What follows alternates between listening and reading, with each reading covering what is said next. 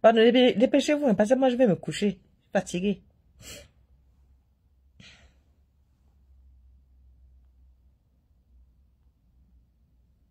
Dépêchez-vous. Je sais même pas pourquoi est-ce que vous allez sur YouTube. Hein. J'avais dit que je restais sur... euh, J'avais dit que je restais seulement sur... comment l'appelle-t-on? Sur YouTube, non. Où sont-vous? Posez vite vos questions. Hein. Une question par personne. On a une demi-heure, 30 minutes. Après, je me couche. Oh, pardon, je suis fatiguée. Je suis fatiguée. Oh. Aïe. Voilà.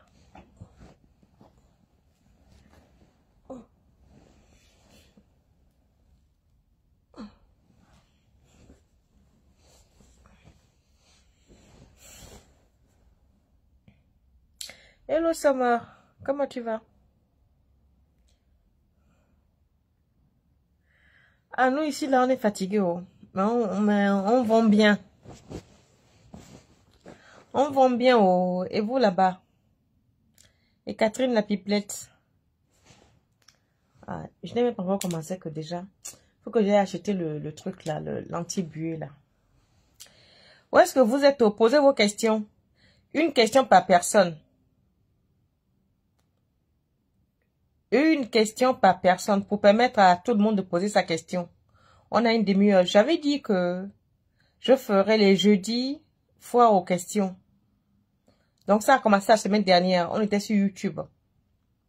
Je vais voir comment ça va réagir sur Facebook ce soir. S'il n'y a pas d'interaction, on coupe, on reste sur YouTube. D'accord? Voilà, voilà. Donc, une personne pose une question. Une question par personne. Je vais tâcher de répondre à tout le monde. Les gens auxquels je ne réponds pas, c'est que je ne vois pas vos questions. Donc, vous la reposez si je ne vois pas la question. Alors...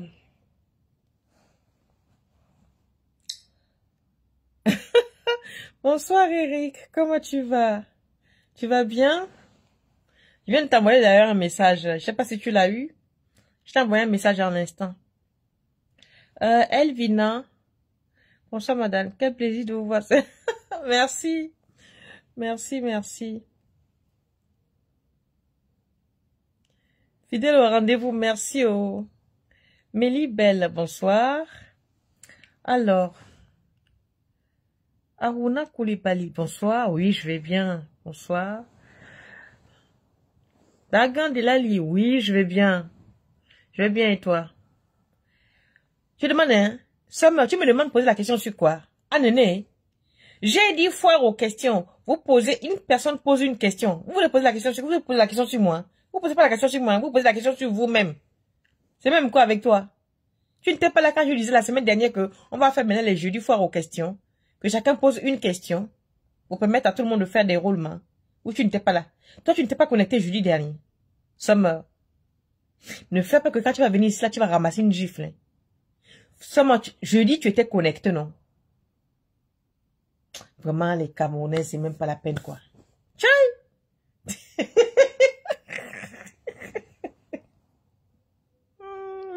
Médéa, bonsoir. Qui Serge, bonsoir. C'est bonsoir que vous écrivez BSR, hein. Jésus est revenu sur terre. Dax Nubia, tu as tant fait la cérémonie des jumeaux, même si on n'était pas au courant d'en avoir eu, d'après le FA. Comment faire la cérémonie des jumeaux? Tu fais la cérémonie des jumeaux si tu as eu à enfanter des jumeaux. Si toi-même tu es né jumeau. Si tu es né après des jumeaux. Si toi-même tu es jumelle. Si tu as eu des grossesses de jumelles ou des grossesses des jumeaux. Mais tu n'as jamais eu de jumeaux. Tu n'as jamais été enceinte des jumeaux. Tu n'es pas jumelle ni jumeau. Tu n'as pas été né après les jumeaux. Je vois pas comment est-ce qu'on peut te faire une cérémonie de jumeaux. Ça, je ne sais pas. Peut-être que ça existe, mais je ne sais pas.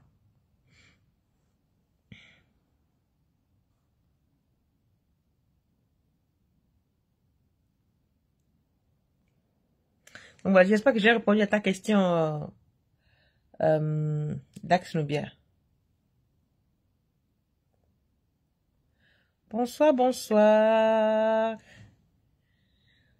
Déesse Tonga.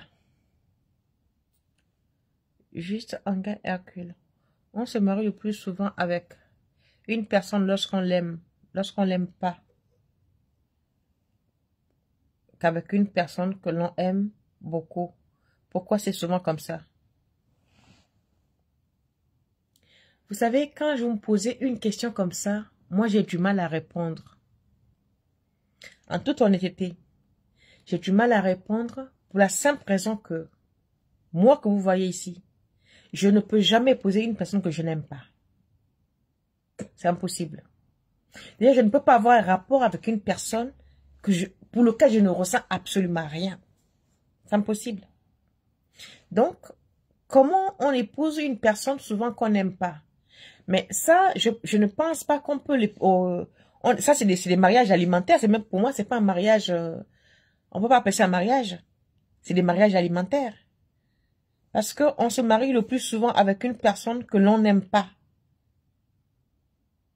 plutôt qu'avec une personne que l'on aime beaucoup. Mais c'est curieux. Si tu n'aimes pas une personne, comment tu arrives à te marier avec? Quand tu es dans le lit avec la personne, tu te sens bien? Quand cette personne te touche, tu te sens bien? Si tu as des rapports avec lui, tu arrives à te sentir à l'aise? Moi, je ne peux pas. Donc, du coup, la question, elle est biaisée. Je ne pourrais pas répondre à cette question. Parce que moi, je conçois que, en plus, on va jusqu'au mariage. On ne peut absolument se marier, selon moi, que si on aime la personne fondamentalement.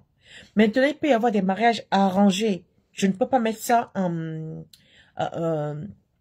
qu'on appelle ça là, je ne peux pas mettre ça en désaccord ou je ne peux pas ne pas dire n'accepte pas parce que lorsque les mariages arrangés sont faits, c'est ces deux familles qui se réunissent, qui disent c'est leur coutume. Donc ça, on ne peut pas juger parce que c'est un truc que je ne connais pas.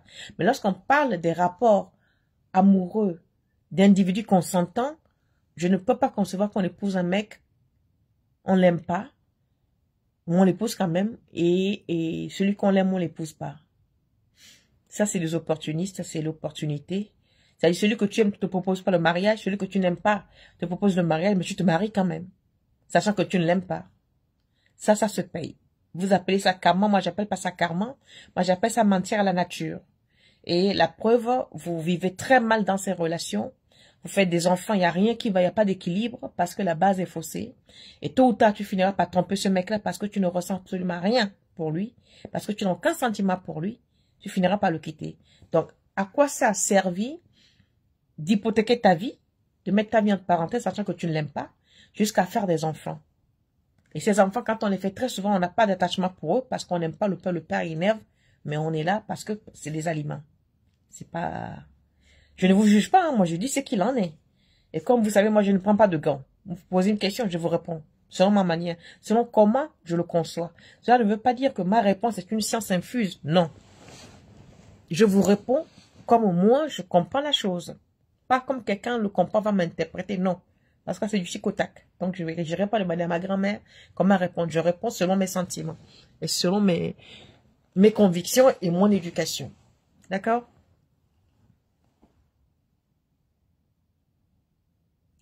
Une question n'est pas suffisante. Non, ne pose même pas la question. Comme une question ne te suffit pas, ne pose pas. Ne tente pas de venir ici un sommeur. Tu oublies que tu as rendez-vous avec moi. Tu oublies que tu as rendez-vous avec moi. Ne tente pas de venir ici, là. Alléluia. Amen, amen. Et qui? C'est le nom de quelqu'un, ça. Alléluia. Amen, amen. Ya imamo. Oh, oh. Alléluia. Amen, amen. Ton nom est trop chic.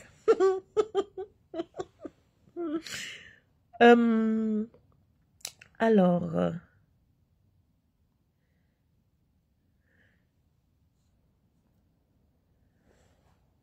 ça, j'ai répondu, je crois. Hey, Yuma! Mbolo Coco. Comment savoir que l'on est l'âme sœur ou l'homme ou la femme de quelqu'un? Mais ça se sent. Ça se sent, c'est-à-dire quand tu tombes sur ton homme à toi, ou sur la femme à toi, c'est une évidence. Vous ne vous parlez pas, c'est-à-dire, il n'y a pas besoin de parler. La communication s'installe comme si vous vous connaissiez depuis des lustres.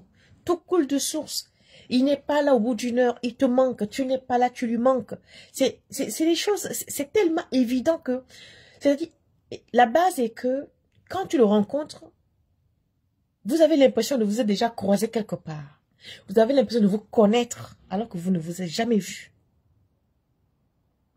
C'est-à-dire, ton homme, ton âme sœur, qu'il soit homme ou femme, doit être avant tout ta meilleure amie ou ton meilleur ami, ton pote, ton frère. C'est-à-dire, c'est quelqu'un avec qui tu peux dire, oh, dis donc, espèce de bande de cons, sans qu'il se fâche. C'est quelqu'un que tu vas dire, oh, dis donc, fais-moi le camp, dis donc, regarde-moi ça là, sans qu'il se fâche, parce que vous avez des gens que vous croyez aimer dès que tu lui dis, oh, pardon, oh, dis donc, fais-moi le camp. Il va le prendre au tragique. C'est un exemple, hein. Il va le prendre au tragique. Moi, ne me parle pas comme ça. Tu te prends pour qui? C'est pas de l'amour, ça. C'est pas ton mec. Ton âme sœur, si, je sais pas moi.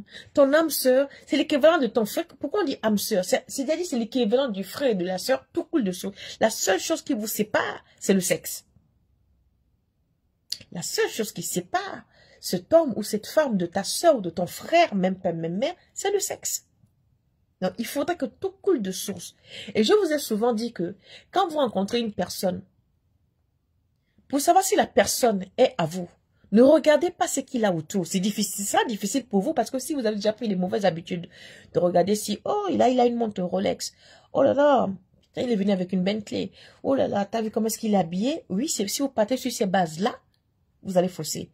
Partez avec la conviction de parler avec la personne. Écoutez la personne. Le diction de la personne. C'est-à-dire son intonation. Les mots qu'il sortent, ses attitudes. C'est-à-dire, ça vous dit quoi dans la tête? Quand ça tombe dans ton oreille, tu entends ça comment? Mais lorsque vous voyez ce genre de personnes, vous ne vous attardez pas à ça, vous vous attardez sur ce qu'il y a autour. Résultat, ça vous fausse le jeu. Donc, pour reconnaître son âme sœur, c'est très facile.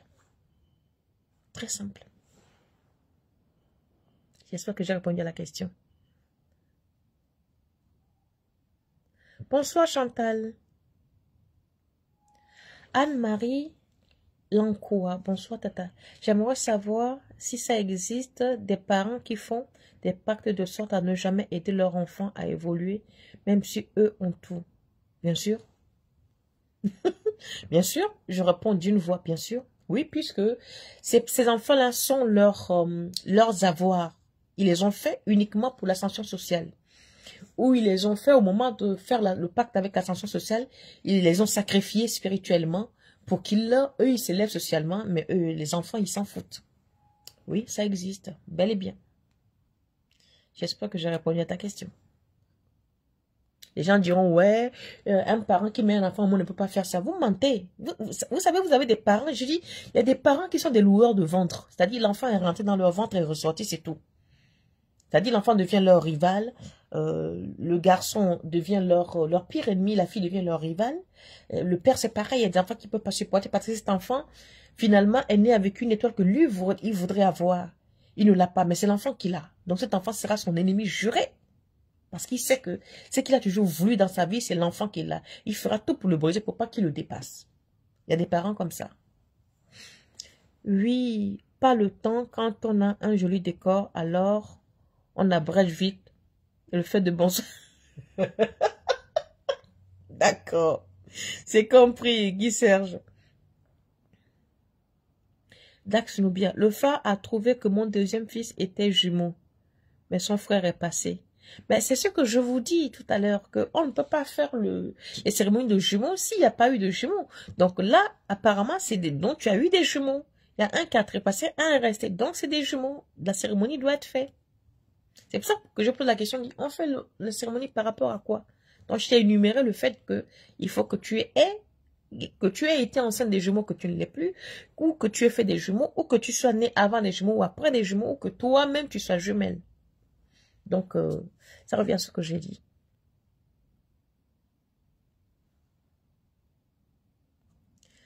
Alors, au début et après. Et après quoi? Au début et après quoi? Je comprends pas ta question, Summer. Voilà. Bon, c'est les questions qui sont sur Facebook, j'ai répondu. Maintenant, je vais aller sur YouTube pour voir. Hello, Duchesse. Le sujet parle de quoi? Le sujet, c'est FAQ. Foire aux questions.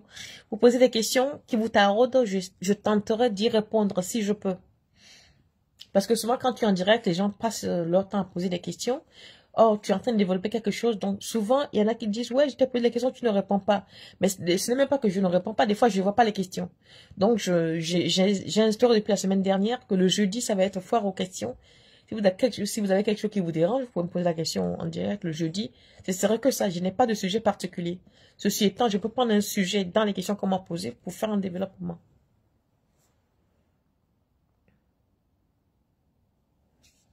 Guylaine, bonsoir.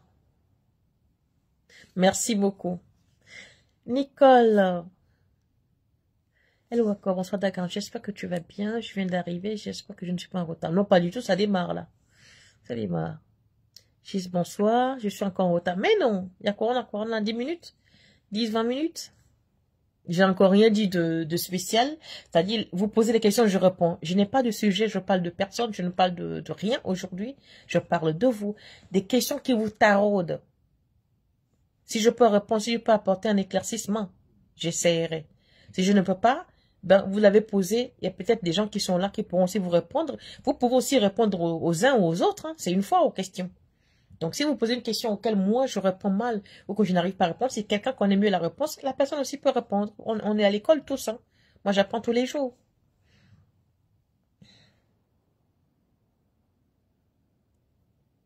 Madame Angel, mon frère ou ma soeur, moi, je n'ai pas fait l'école. Oh.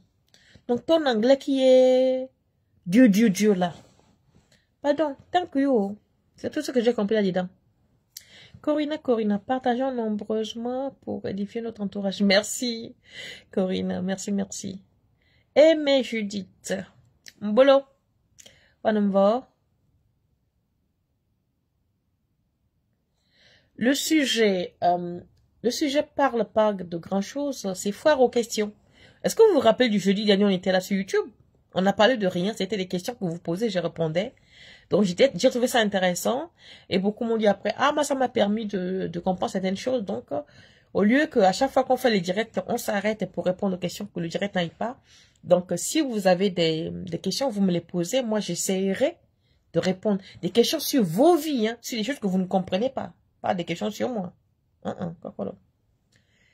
Quelqu'un souhaite participer? Ben, ok, on va te prendre. C'est qui? Ajouter. Oui. J'ai ajouté la personne. Hein. Aucune réponse de la part de l'invité.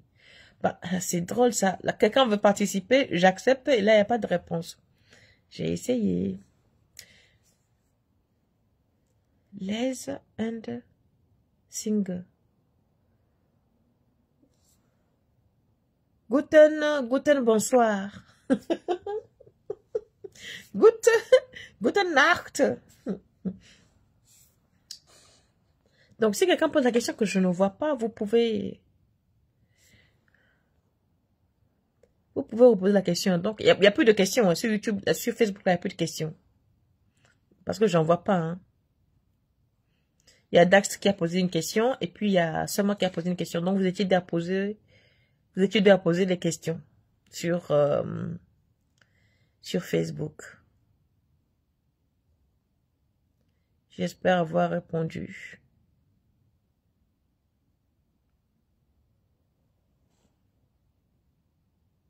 Ouais, j'ai répondu aussi à Anne-Marie.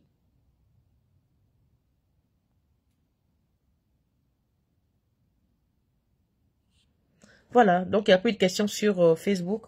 On va aller sur YouTube. Madame Catherine, je rêve souvent d'un ami décédé. Il disait qu'il m'attendait pour m'épouser. Ces souvenirs me hantent. Alors, quand tu parles d'amis décédés, c'est quoi? C'est un ami avec lequel tu es sorti? C'était juste un copain comme ça? Avais-tu le béguin pour lui? Aviez-vous parlé de mariage avant son décès ou pas? As-tu eu des rapports avec lui? Donc, il faut mettre tout ça sur la balance avant que je réponde à la question. Donc voilà. Voilà. Sur Facebook, vous n'avez pas de questions à poser aujourd'hui. Hein. On peut être dans le monde de la sorcellerie à fond et en même temps être à la fois dans le monde chrétien. C'est-à-dire croire à la fois au monde des ténèbres et au monde de la lumière en même temps. Mais bien sûr! C'est même la spécialité de beaucoup de chrétiens. Oh oh! C'est la spécialité de beaucoup de pasteurs. Ils sont là à vous lire Jésus est bon, Jésus est merveilleux. Alléluia, nous irons tous au paradis. Bien sûr. Tous les vendredis soirs à minuit, ils sont chez nous pour prendre des pouvoirs pour venir vous blaguer. Les pasteurs, les nouveaux pasteurs qui vous disent jetez vos génies, jetez vos si, ils sont pires que les féticheurs parce qu'ils font les pires des choses. Donc, ta question, c'est triplement la réponse est oui. Et d'ailleurs, c'est plus ils sont chrétiens, plus ils sont super fervents catholiques, tout ce que tu veux, plus ils sont plus féticheurs que toi et moi réunis. Comment trouver un bon bokono? Ça, je ne peux pas répondre à la question. C'est comme un psy, à vous de chercher et tomber celui qui vous convient, celui qui vous correspond. Madame Catherine, en fait, c'était un ami d'enfance. Il était très gentil avec moi. Il disait depuis très jeune qu'il m'aimait, mais il ne s'est jamais rien passé. Ben, il ne s'est jamais rien passé. Si toi, tu le rêves comme ça, donc ça veut dire que on va pas dire qu'il est mort de chagrin d'amour pour toi, non. Il est parti, mais il garde son rêve en tête, quoi. C'est-à-dire, il t'attend. Le jour où tu vas débarquer et le jour où tu ne seras plus de ce monde le plus tard possible, tu le retrouveras tel que tu l'as laissé. Peut-être là-bas, il s'est pas marié, il t'attend. Tout simplement. Mais c'est pas méchant, c'est pour te dire que même de là-bas, il pense à toi, quoi. Elvina, il m'a écrit quelques jours avant sa mort. Il croyait m'avoir aperçu. C'est-à-dire, vous ne vivez pas dans le même pays. Il croyait t'avoir aperçu où? Guinée-Pau. Ça, c'est vraiment vrai. Hein. Il se cache derrière la religion. Mais bien sûr, dans une famille, quand vous avez un oncle qui est le plus religieux, quand vous avez une tante qui est la plus fervente, méfiez-vous. C'est même celle-là qui vous a mis dans toutes les marmites, dans toutes les serrures, fermé dans les 7 tours, a mis les clés dans le fond de son slip pour aller à l'église. Ils vont à l'église, ils déposent des fétiches devant, ils rentrent dedans, ils ressortent. Et d'ailleurs, même l'église là, quand vous allez dans les catacombes de l'église, c'est quoi qui est dans les églises? Ce sont nos fétiches. Quand vous allez dans les églises, c'est-à-dire là où les tables des prières là, les 3/4 du temps, ce sont nos crânes qui sont en dessous, qui lisent, ils en tirent des pouvoirs. C'est-à-dire l'eau bénite là que vous buvez, que vous mettez sur la bouche matin, midi, soir, cette eau là, ça coule d'où? Ça coule sur les sépultures des morts. Ça coule des sépultures des morts. C'est un secret pour personne. Mais si on vous dit, vous allez dire, oh, elle a parlé, c'est des vérités. Mais comme vous vous aimez toujours, vous voilez la face. Continuez, vous voilez la face. Un jour.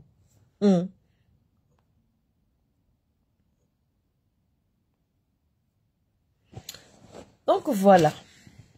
Donc, s'il n'y a plus de questions, ben, on va se dire bonsoir. Hein. J'ai fait quoi, 20 minutes? S'il n'y a pas de questions, il n'y a ça à rien qu'on reste là. Linda Longo. Peux-tu en dire plus sur le pouvoir de la femme, s'il te plaît? Quel genre de pouvoir de la femme? Sois plus explicite. La femme tout court est déjà un pouvoir en somme. C'est déjà un pouvoir global. Mais de quel pouvoir parles-tu? Quand vous connaîtrez que vous-même, vous êtes déjà des entités vivantes, que vous avez une force incommensurable, vous n'allez jamais vous laisser traiter ni par une amie malsaine, ni par un ami malsain, encore moins par un homme pour abuser de vous. Parce que vous n'en avez pas, je ne vais pas dire que vous n'avez pas besoin d'un homme pour arriver, non. C'est-à-dire, le respect s'impose. Le respect ne se mérite pas. Tu te donnes du respect, on te donne du respect. On ne te donne pas du respect, tu dégages de là. Peu importe les millions de la personne, peu importe le statut de la personne, peu importe qui est l'individu. Si tu te donnes du respect, même président de la République qu'il est, il te doit de te respecter.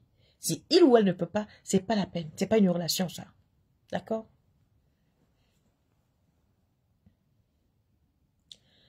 Dap Diop, coucou grande sœur, je prends le live en retard, je profite de poser une question, s'il te plaît. Est-ce qu'une voiture peut être hantée? Elle a toujours une panne sur panne. Bien sûr. Bien sûr qu'une voiture peut être hantée. Si cette voiture est achetée à fortiori d'occasion, parce que ça peut être une voiture accidentée, qu'ils ont retapée, mais la personne à qui appartient la voiture ne veut pas laisser sa voiture. C'est pour ça que certaines voitures, il faut vraiment vous faire attention pour savoir est-ce que c'est une voiture accidentée qui a été réparée. Ces cas de figure, moi, j'ai déjà connu. Je l'ai déjà connu. Une voiture hantée, c'est une voiture qui a été réparée, que la personne a achetée. Et c'est même un Français, ça se passe ici en France. Hein. À chaque fois, depuis qu'il a pris la voiture, qu'il veut démarrer, il entend quelqu'un lui parler. Tu touches pas ma voiture. Et quand il veut toucher la voiture, des fois, il conduit comme ça, le volant chauffe, il lâche le volant. Et plusieurs fois, il a fait l'accident.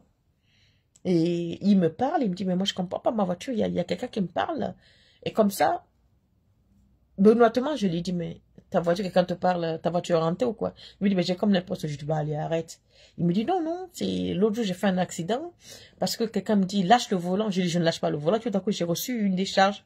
J'ai dit, oh, tu lèves pas un peu le coude sur le pinard? Il me dit, ben voilà. Non, pas du tout. Et comme ça, je lui dis, mais peut-être que c'est une voiture accidentée que tu as achetée, la personne ne veut pas laisser sa voiture. Il me dit, mais comment tu sais ça? J'ai dit, ben, ça coule de source. Si une voiture se met à te parler seule, t'es pas ivre, t'as pas bu, ça c'est arrivé plusieurs fois. C'est que la voiture, la personne à qui elle a parti la voiture, peut-être que la personne est morte dans la voiture, elle ne veut pas laisser sa bagnole. Eh bien, figurez-vous, on a une amie dans le sud qui est cartomancienne, qui est voyante aussi, une blanche. Il est parti la voir et la dame lui dit exactement ce que je lui dis. Il dit, bah non, cette voiture, tu la touches plus parce que tôt ou tard, tu feras l'accident avec et la personne qui va la prendre, qui va la conduire, fera des accidents parce que la personne à qui cette voiture, elle a dit, je suis morte à cause de cette voiture, personne ne doit la conduire. Et lui, il venait de perdre 15 000 euros. Il l'a revendu, hein. Il l'a revendu, il l'a récupéré, il l'a revendu à 7 000, ça dit moitié prix, il l'a bradé, parce qu'il fallait qu'il récupère un peu d'argent pour acheter autre chose. Donc, il y a certaines occasions qu'il ne faut pas, on n'achète pas toutes les occasions. Alors, Eric Tata, est-ce normal de ne pas rêver du tout, ou du moins rarement? Ça, ce n'est pas vrai, Eric. C'est que tu rêves, mais tu ne gardes pas en mémoire tes rêves. Tout individu rêve, c'est parce que nous oublions. Nous rêvons, mais c'est parce qu'au réveil, la mémoire s'efface. La mémoire s'efface soit parce qu'on a trop de choses dans la tête, soit on est tout le temps, bah oui, ça revient au même, c'est-à-dire on est tellement stressé mentalement, on a tellement de choses, de charges qui nous pèsent qu'au réveil, on ne se souvient pas d'avoir rêvé. Mais tout individu, même un bébé, quand il dort, il rêve. Seulement, on ne se souvient pas.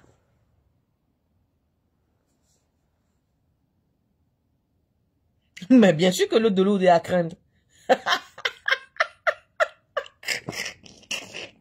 Mais bien sûr. Est-ce que vous trouvez normal? Je vais vous poser une question. Bonsoir Catherine, je suis en retard. Non, pas trop. Est-ce que vous trouvez normal que quelqu'un prend l'eau, soi-disant de Lourdes, qui doit faire des miracles, ça s'est dit, au nom puissant de Jésus, avec cette eau bénite, je te souhaite tout le mal du monde.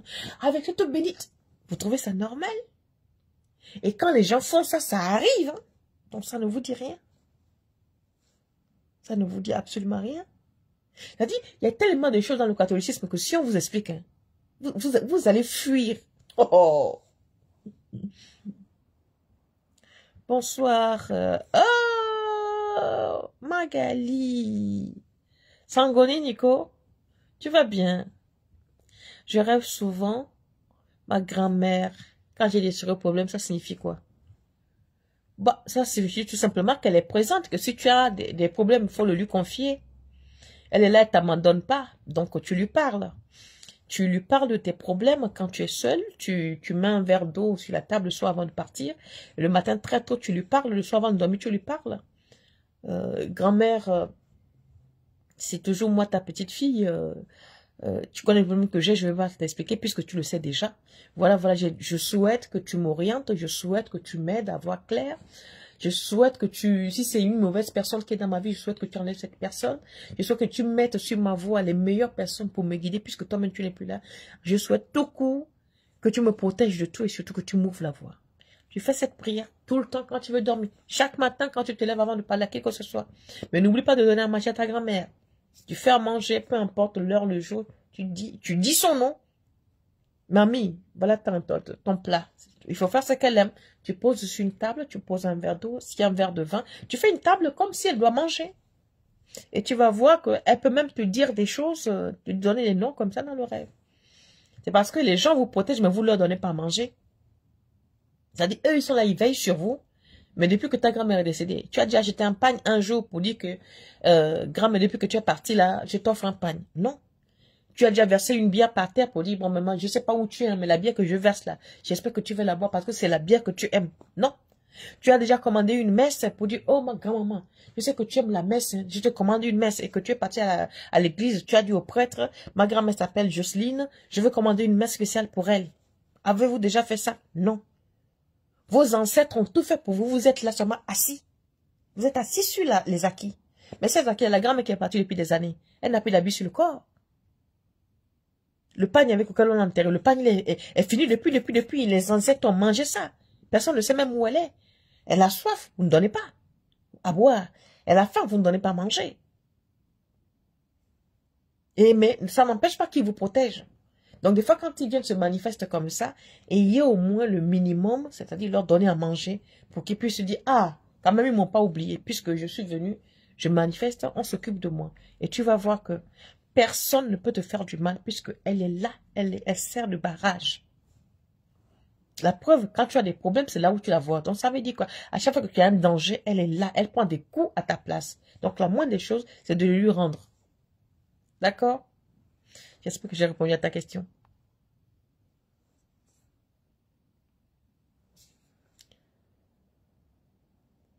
Mais Judith, moi, ma question est de savoir pourquoi certaines mamans africaines accusent leurs enfants filles de leur avoir volé leur étoile.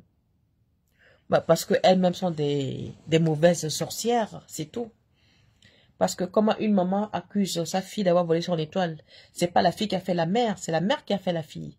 C'est ce que je disais tout à l'heure au début, que il y a des parents, quand l'enfant naît, ou quand l'enfant naît, c'est vous qui avez fait l'école, hein. Quand l'enfant naît, ils voient tout de suite l'étoile de l'enfant. Ils aimeraient avoir cette étoile-là. Ils donneraient cher pour être à la place de l'enfant. Mais comme ils ne peuvent pas, cet enfant devient leur ennemi.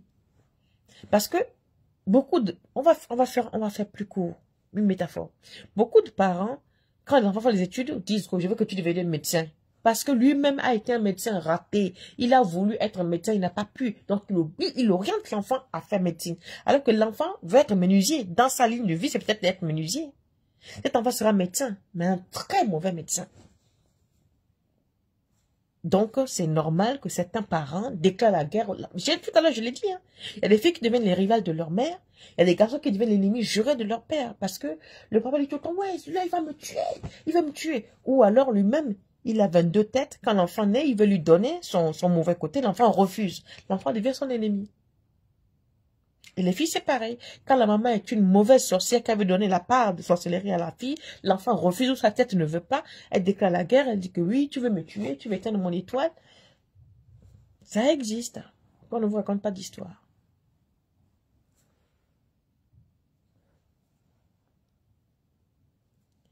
J'espère que j'ai répondu à ta question.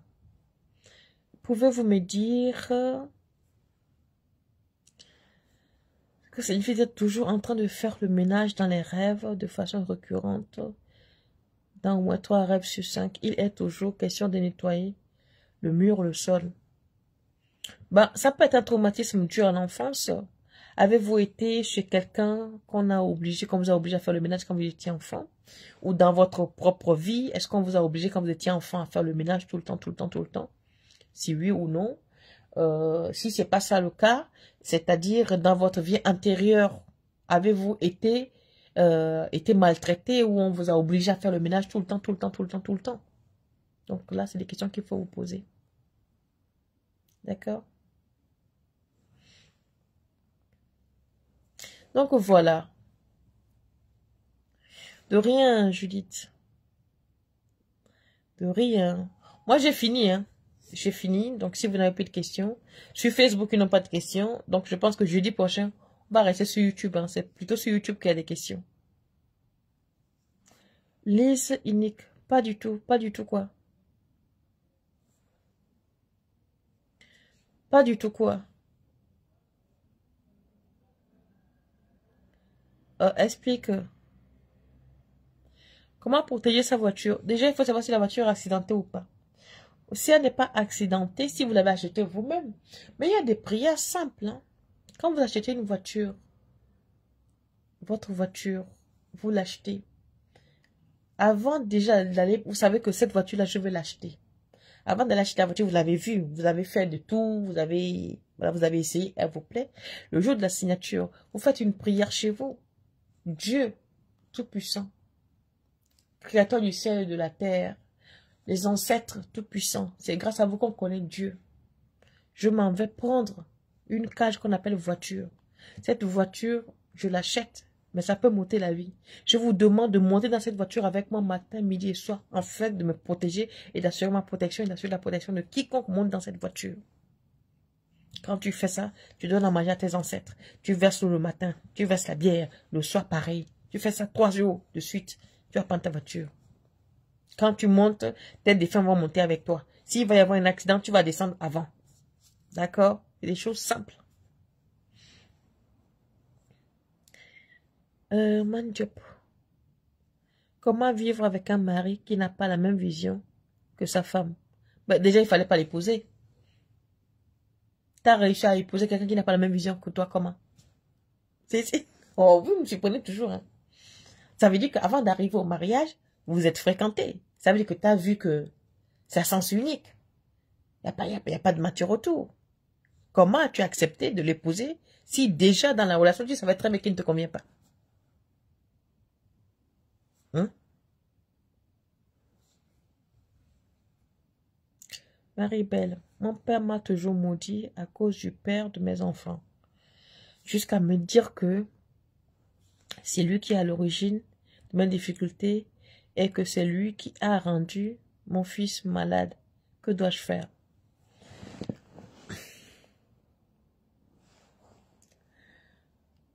Alors là, il y a 2 cas de figure. Les 2 cas de figure, c'est quoi? Soit ton père, quand tu as commencé à sortir avec le gars, est allé se renseigner spirituellement, on lui a dit que c'est pas l'homme de ta vie, qui ne te convient pas. Il t'a dissuadé, tu n'as pas voulu. Tu as été, tu as continué, tu t'es entêté, tu as fait des enfants avec. Et ou tu commences à sortir avec, il voit comment ça se passe. Toujours est-il, c'est un père, il a pris les renseignements spirituellement. On a dit que c'est pas l'homme de ta vie. Mais tu t'es entêté, tu as continué. Et il sait très bien que ça n'ira nulle part. Mais le fait que tu t'es entêté, ça l'a rendu en rogne. Et c'est d'où les paroles, les mauvaises paroles. Mais ces parents-là aussi, ils ont un problème, ils ne savent pas présenter la chose. Il aurait fallu qu'ils te disent que voilà, je me suis renseigné, c'est pas quelqu'un pour toi. Et si, en tant que père, s'il te le dit, tu es obligé et forcé d'entendre raison. Mais si on n'explique pas les choses aux enfants, comment ils vont comprendre? Donc moi, je pense que c'est ça. Hein. Parce que si déjà il accuse comme ça jusqu'à dire que c'est lui qui rend ton enfant malade, c'est qu'il en sait quelque chose. À mon avis. Oh! J'ai failli couper le direct. À mon avis, c'est ça. Je peux me tromper, mais moi, vu comment ça se passe là, je pense que c'est ça. Quelles sont les vraies conséquences dans la vie pour les parents ou les enfants lorsque un des 2 parents ou les 2 maudissent un de leurs enfants? La question n'est pas claire. Quelles sont les vraies conséquences dans la vie pour les parents ou les enfants lorsque un des 2 parents ou les 2 maudissent leur enfant? Bon, toujours que la question n'est pas claire pour moi. Je pense que tu veux savoir quelles sont les conséquences si un parent maudit un enfant. Mais souvent, les parents qui maudissent les enfants, je vais vous dire quelque chose. Ça n'a rien de spirituel. C'est mon constat à moi. Personnel, physique. Moi, je pense que les parents qui maudissent les enfants sont des parents stupides. Parce que un parent qui maudit un enfant ne maudit pas l'enfant, il se maudit lui-même. Parce que lorsque tu maudis un enfant pour dire, toi, tu ne seras jamais rien, il se maudit lui-même. Parce que si tu n'es rien, lui aussi ne sera rien. Si tu montes, tu es riche, il sera riche. Si tu es pauvre, il sera pauvre. Parce que s'il est vieux, il est malade, ou elle est vieille, elle est malade, qui va s'occuper de lui? C'est l'enfant que tu as maudit toute ta vie, qui ne sera rien qui va s'occuper de toi. Qui perd? Au final, c'est le parent qui perd. C'est le parent qui maudit qui perd. L'enfant, je pense que les malédictions, certaines malédictions atteignent les enfants parce que on le garde moralement. Les malédictions qui atteignent les enfants, c'est les malédictions spirituelles. C'est quand le parent maudit, mais va au-delà de la malédiction. C'est-à-dire, va faire des sacrifices pour que ça puisse prendre. Parce qu'on peut s'énerver et dire des paroles blessantes. Mais on peut aussi aller, pour que ces paroles-là marchent, fortifier, faire des mauvaises choses pour que ça puisse marcher. Donc, un parent conscient ne peut pas maudire un enfant. Selon ce que disait mon père. Là, ce que je veux dire, c'est mon père qui dit. Un parent conscient sait que quand il maudit son enfant, il maudit son propre avenir. Ce n'est pas l'avenir de l'enfant qu'il maudit. Il maudit son propre avenir parce que lui, il est en train de vieillir. C'est cet enfant-là qui sera son matin de pèlerin demain. Si tu le maudis, quel avenir tu veux? Tu penses maudire l'enfant, tu te maudis. Mais nous, les enfants, la plupart du temps, cela nous atteigne parce qu'on y pense, parce qu'on le met dans l'imago, parce qu'on y croit. Mais quand un parent nous maudit, on dit on va te faire foutre, on n'y croit pas, oh ta gueule, c'est-à-dire on n'y croit pas du tout, ça ne nous atteint pas. Par contre, les malédictions qui peuvent nous atteindre, mais qui peuvent nous causer des dégâts, c'est les malédictions des grands-parents. Ça a une puissance extraordinaire. Parce que les grands-parents, ils ont une telle autorité ancestrale que eux, quand ils disent quelque chose avec la colère, c'est non négligeable. Il faut se lever tôt le matin. Ou alors il faut tout faire quand on sait qu'on est en tort, même si on n'est pas en tort, de se faire pardonner.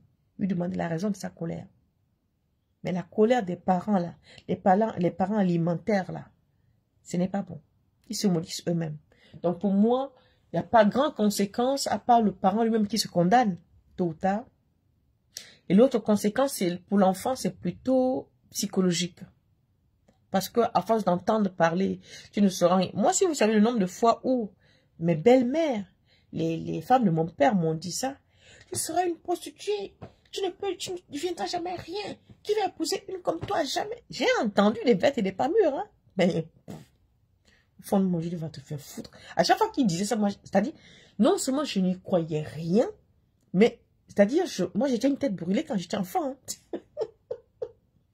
Ils ont dit à un moment que je l'avais tellement encaissé que ça ne me disait plus absolument rien. Au début, je pleurais, je ne vais pas mentir, au début, je pleurais, je dis, mais attends, comment les autres vont à l'école, moi je ne vais pas aller à l'école? Comment on dit que si je vais à l'école, je vais devenir une prostituée, alors que ma soeur, ça dit cet enfant, alors que ma soeur, elle va à l'école. Je ne comprenais pas, je voulais comprendre pourquoi, comment il y a deux poids, deux mesures. Elle, c'est une fille, c'est moi, je lui lave les pieds, elle va à l'école, et moi, on me dit, si je vais à l'école, je vais devenir une prostituée, qu'une fille ne va pas à l'école, mais elle y va. Donc, tu cherches à comprendre, en fait, non, ça faisait mal. Mais quand je grandissais, il continuait à me tabasser, à me donner des coups. Hein, en fait, si tu veux, je suis devenue gangster dedans, quoi. Ça ne me disait plus rien. Psychologiquement, je me suis blindé le cerveau. Elle parlait. Mais si j'avais mis tout ça en tête, j'avais mis une partie en tête, il ne faut pas que je vous mente. J'avais mis une partie en tête, ce qui fait que moi, j'étais très coincée. C'est très coincé côté garçon. Hein. Je me bagarre avec les garçons. Moi, non. Donc, ils montaient même les trucs dans la tête que j'avais très peur des garçons. Moi, si j'ai un merci à dire à un homme sur cette terre, c'est à mon mari qui est décédé. Hein. Moi, je ne m'habillais pas. Hein. Je me mettais que des gros bobos jusqu'aux orteils. Parce qu'on m'avait dit que j'étais moche. Parce qu'on m'avait dit que j'étais vilaine. Parce qu'on m'avait dit que je ressemblais à une guenon. Parce qu'on m'avait dit que je ressemblais à un singe. Parce qu'on m'a dit qu'une personne ne peut pas être aussi horrible. On m'a fait comprendre que j'étais moche. Donc, je me cachais tout le temps. Et mon mari a fait un travail harassant pour me sortir, pour me faire mettre des mini-jupes, pour mettre des pantalons, laisser les bras. Non. Donc, les conséquences de certaines malédictions, c'est ça. C'est-à-dire, c'est ce qu'on nous met dans la tête. Les insultes des mamans tous les jours. Les conséquences, c'est le traumatisme qu'on a. Ce traumatisme, si tu ne le soignes pas, tu feras un enfant, tu vas le lui transmettre. Parce que tu feras un enfant, dès que l'enfant fait quelque chose, tu vas l'insulter.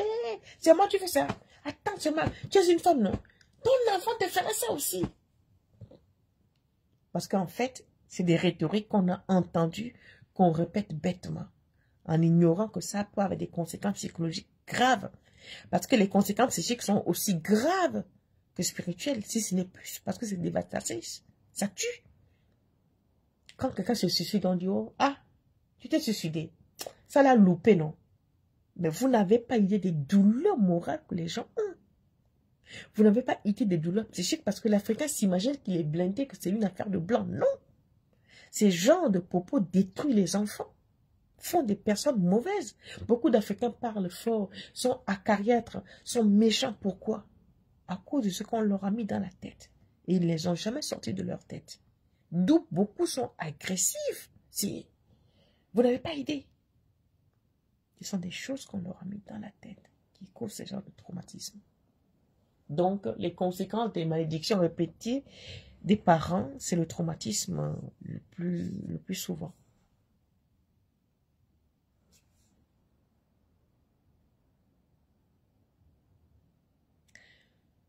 Pas de traumatisme lié à mon enfance.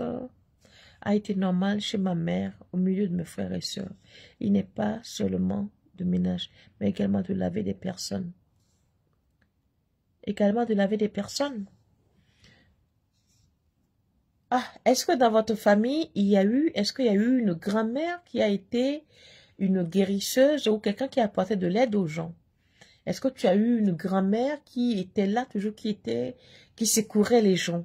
Parce que quand c'est comme ça peut être quelqu'un qui est décédé, dont tu dois prendre la relève, ou tu es né, c'est-à-dire tu as incarné quelqu'un qui a fait ce genre de métier avant que toi tu ne naisses. Un de tes ancêtres, tes grands-parents, il faudra poser la question à ta maman. Catherine, comment faire revenir son esprit protecteur? Ah. Ça, c'est une consultation, c'est le foi qui va te le dire. Parce que justement, quand on blesse son esprit, quand l'esprit te protège tout le temps, et que tu fais certaines choses sciemment, et qu'il sait que tu le fais sciemment, à un moment donné, il vous lâche. Là, pour le faire revenir, ça, moi, je ne peux pas te dire. Il faut consulter le foi. C'est le foi qui va te dire, voilà ce qu'il faut acheter, voilà, telle cérémonie qu'il faut faire pour qu'il revienne. Pour qu'il refasse la paix avec tes parents. Pour qu'il revienne, il est là, mais il ne te protège plus. Pour qu'il refasse la paix avec toi. Là, si je te le dis, moi, je suis une menteuse. Parce que le jour où tu vas faire la consultation, le mois où tu vas faire la consultation, si tu fais la consultation aujourd'hui, ça va être autre chose que ton esprit va demander. Si tu fais la consultation au mois de juin, ce sera autre chose. Donc, ça tourne, en fait, selon la lune, selon l'étoile, selon tout ce que tu veux. Philomène, j'ai rêvé. Mon mec est décédé depuis. C'est-à-dire, je suis partie au pays, au village, j'étais avec elle. Et elle m'amarate. Mais ma mère est assise et me tourne le dos sans voir son visage. Est-ce que tu étais en bon terme avec ta mère avant qu'elle ne décède?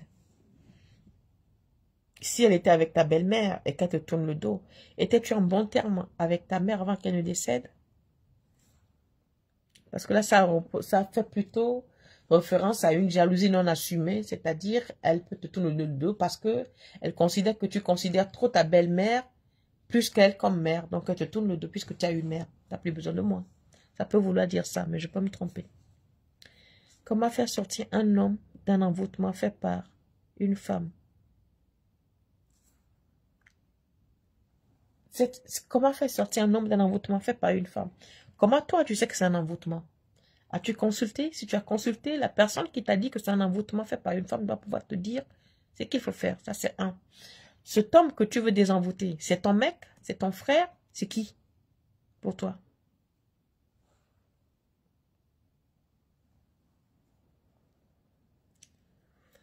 Irma, que faire lorsqu'un père de famille attache la maman et que c'est le feu dans la maison? Les enfants sont bloqués dans tous les sens dans leur vie. Comment ça, le père attache la maman? Comment toi, tu sais que le père attache la maman? Quelle preuve as-tu que ton père attache ta mère? D'où tu as appris ça? Parce que dans la spiritualité, il ne faut pas accuser avec des suppositions. Parce que les esprits travaillent, les esprits sont, comme je vous ai dit, les esprits, eux, ils ne connaissent pas ils sont sans foi ni loi.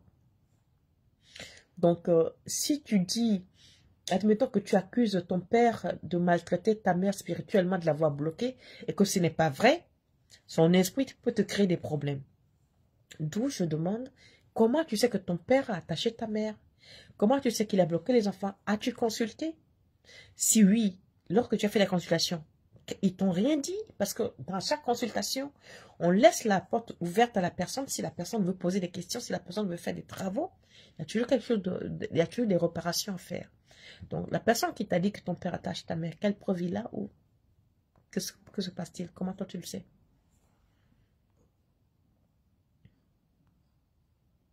Il n'y a plus de questions posées sur Facebook, hein, parce que je ne les vois pas. Hein. Si vous avez des questions, vous les posez, hein, parce que moi, je ne vois pas les questions sur Facebook. Je ne sais pas si vous les posez, hein, parce qu'il y a... La dernière question qui a été posée, c'est la question de Summer. Je ne vois plus de questions sur Facebook. Vous posez des questions sur Facebook ou pas? Est-ce que vous posez des questions sur Facebook? Parce que je ne vois pas du tout des questions sur Facebook. Je ne sais pas pourquoi. La dernière question, c'est que je vois là, c'est même pas une question, c'est une affirmation. Oui, au début, maman, mais après. Je ne sais pas, oui, au début de quoi, après quoi, je ne sais pas. C'est la dernière question que j'ai. Alors, Marie-Belle, j'ai consulté et c'est mon homme. Tu as consulté quoi?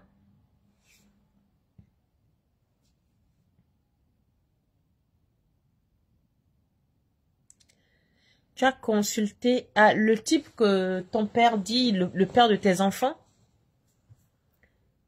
Tu as consulté où? Chez qui? Tu es de quel pays? Tu es dans quel pays là? Il ne faut pas consulter dans un seul endroit pour être sûr et certain de ce que tu dis là. Hein. Lorsque tu as consulté et qu'on te dit que c'est ton homme, on doit pouvoir te dire le pourquoi est-ce que ton père a de telles velléités contre lui. On ne t'a pas révélé le pourquoi est-ce que ton père est après lui. On doit pouvoir te le dire si tu as fait une consultation. Ça devait sortir.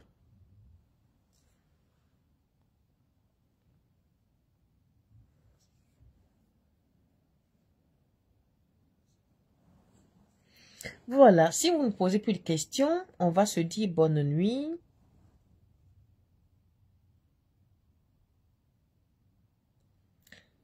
À plusieurs endroits et ce n'est pas mon père. Ce n'est pas ton père qui a fait quoi? Attends, est-ce que c'est toi qui as posé la question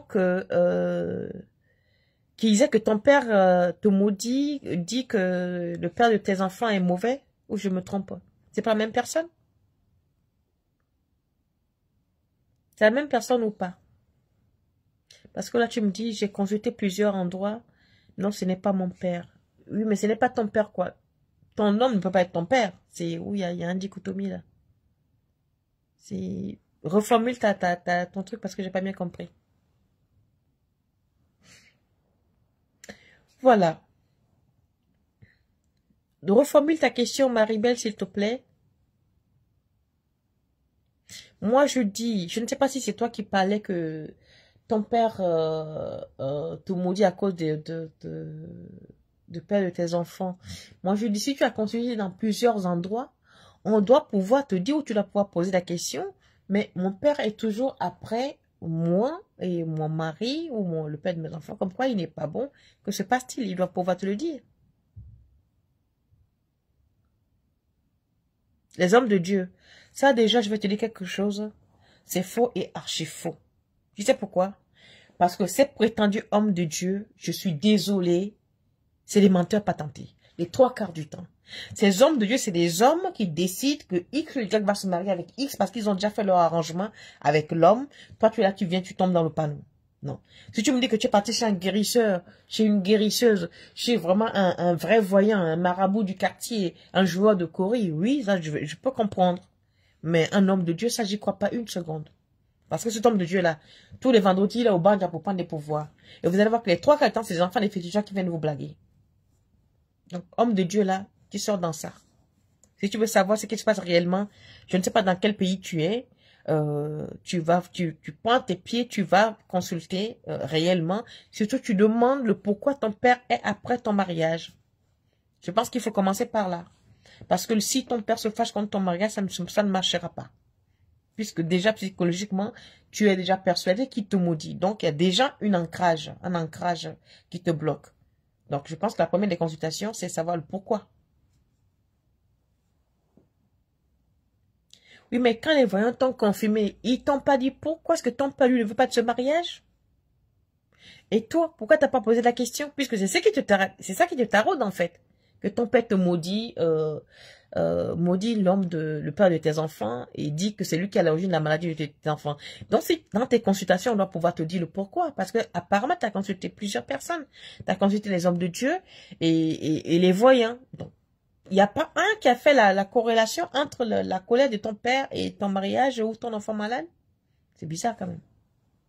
Normalement, si vraiment ça existe, quand tu arrives chez la personne, on va te dire que tu as des conflits avec ton père. Il faut faire quelque chose, logiquement. Ça, tu arrives chez le phare, il va te le sortir. C'est obligé.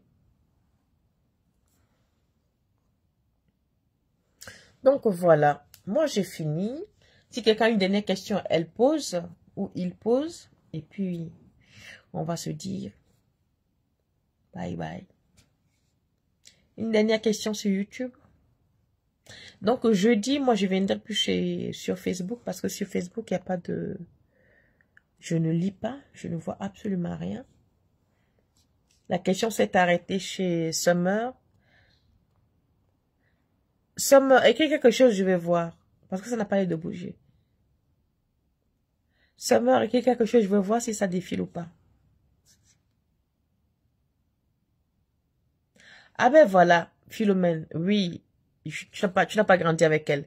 Donc, elle est décédée, elle te garde rancune parce que, en fait, elle considère que tu as d'autres personnes que tu considères comme ta mère par rapport à elle. Donc, ça, il va falloir que tu fasses la paix avec elle d'outre-tombe.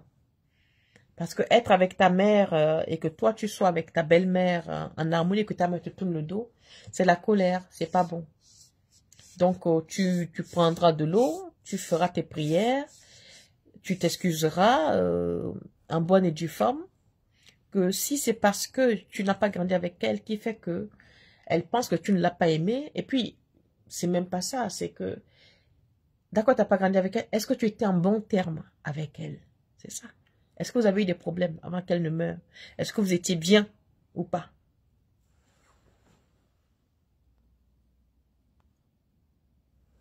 Summer, écris quelque chose, je vais voir quelque chose. Parce qu'il y a pas l'écran de Facebook ne défile pas. Écris oui, je vais voir Summer, s'il te plaît.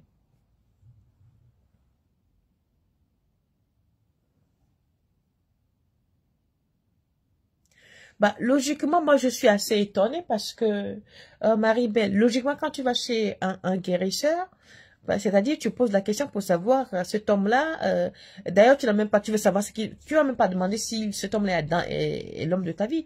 Tu vas savoir ce qui se passe dans ta vie. Et on va te faire un rapport. Mais là, si on te fait un rapport qui ne te convient pas, tu vas dire, je suis en couple avec X, j'ai des enfants. Est-ce que cet homme est réellement l'homme de ma vie? Ça, c'est un.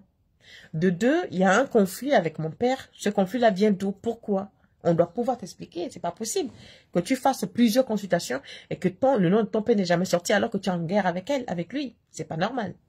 Pour moi, hein. Affairé aimé. Tu attrapes la bouche, tu n'attrapes pas la bouche. T'es en retard. C'est pas grave, il n'y avait rien d'extraordinaire. On a fait comme la foire aux questions. Boris Métégué, bonsoir Catherine. Qu'est-ce que cela signifie lorsqu'une femme, à la fin de sa douche, s'essuie régulièrement le corps avec le t-shirt de sport, sale de son mari, ou avec la serviette du dit mari?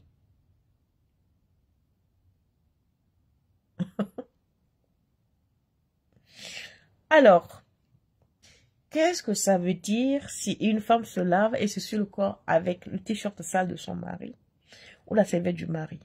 Bon, on va aller terre à terre.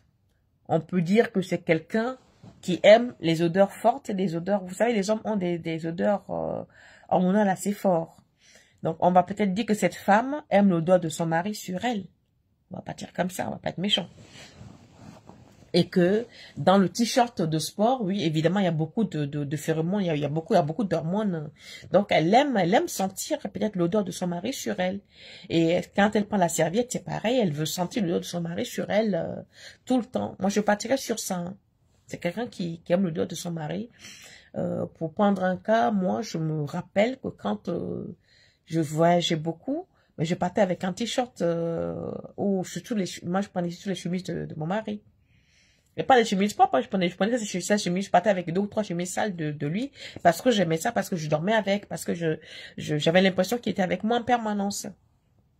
Et quand je suis à la maison aussi, quand j'arrive du boulot, je jette mes vêtements, je suis en slip, j'ai toujours cette chemise sur moi. Donc, je peux penser que, parce que bon, c'est hormonal, elle aime son mec. Je ne crois pas qu'il y ait d'arrière-pensée là-dessus. Parce que si elle le fait devant vous, je ne crois pas qu'il y ait d'arrière-pensée. Franchement, non. Je pense que c'est quelqu'un qui aime son mec. Elle doit vous aimer, ça se voit, non? Ou ça ne se voit pas? Boris. Non, c'est pas grave à faire aimer. Il n'y avait rien d'extraordinaire. C'est-à-dire, c'était juste une foire aux questions.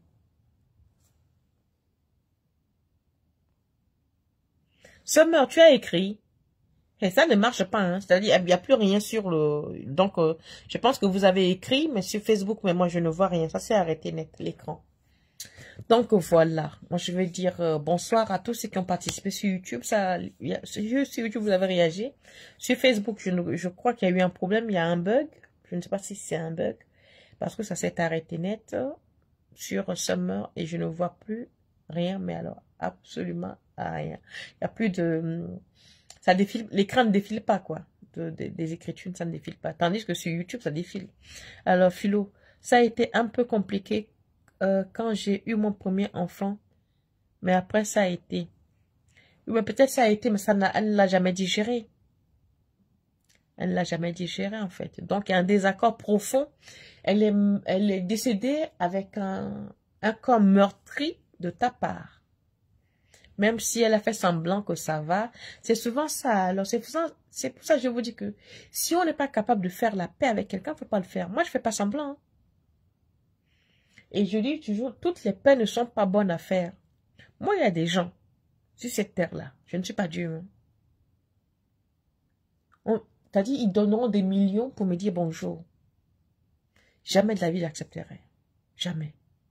Parce que lorsque tu as essayé de vouloir me tuer, tu n'as pas pu. Moi, ni mon bonjour, ni mon souffle, ni ma main, tu ne l'as plus. Là, c'est-à-dire c'est la mort qui nous séparera. Point. Il y a des paix qu'il ne faut pas faire.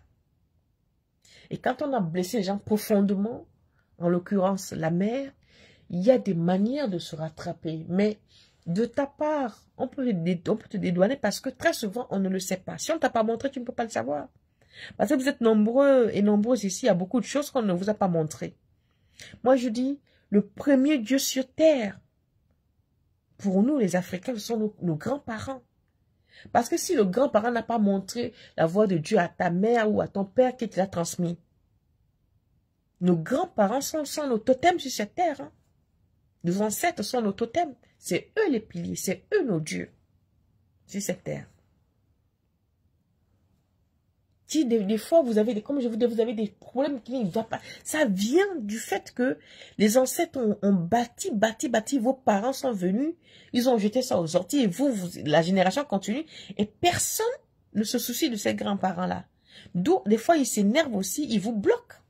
Ils disent, mais attends, on a fait ça à mes enfants, à nos enfants. Ils ont fait les leurs, ils laissent comme ça. Tandis que nous, on est là, on est au soleil, la pluie nous frappe, personne ne s'occupe de nous. Ils décident de vous bloquer aussi. Comment peut-on rentrer en communication avec sa défunte mère? Beaucoup de choses se sont passées avant sa mort. Et la famille a décidé de faire un secret de famille. J'ai besoin de réponses. Mais personne ne me parle.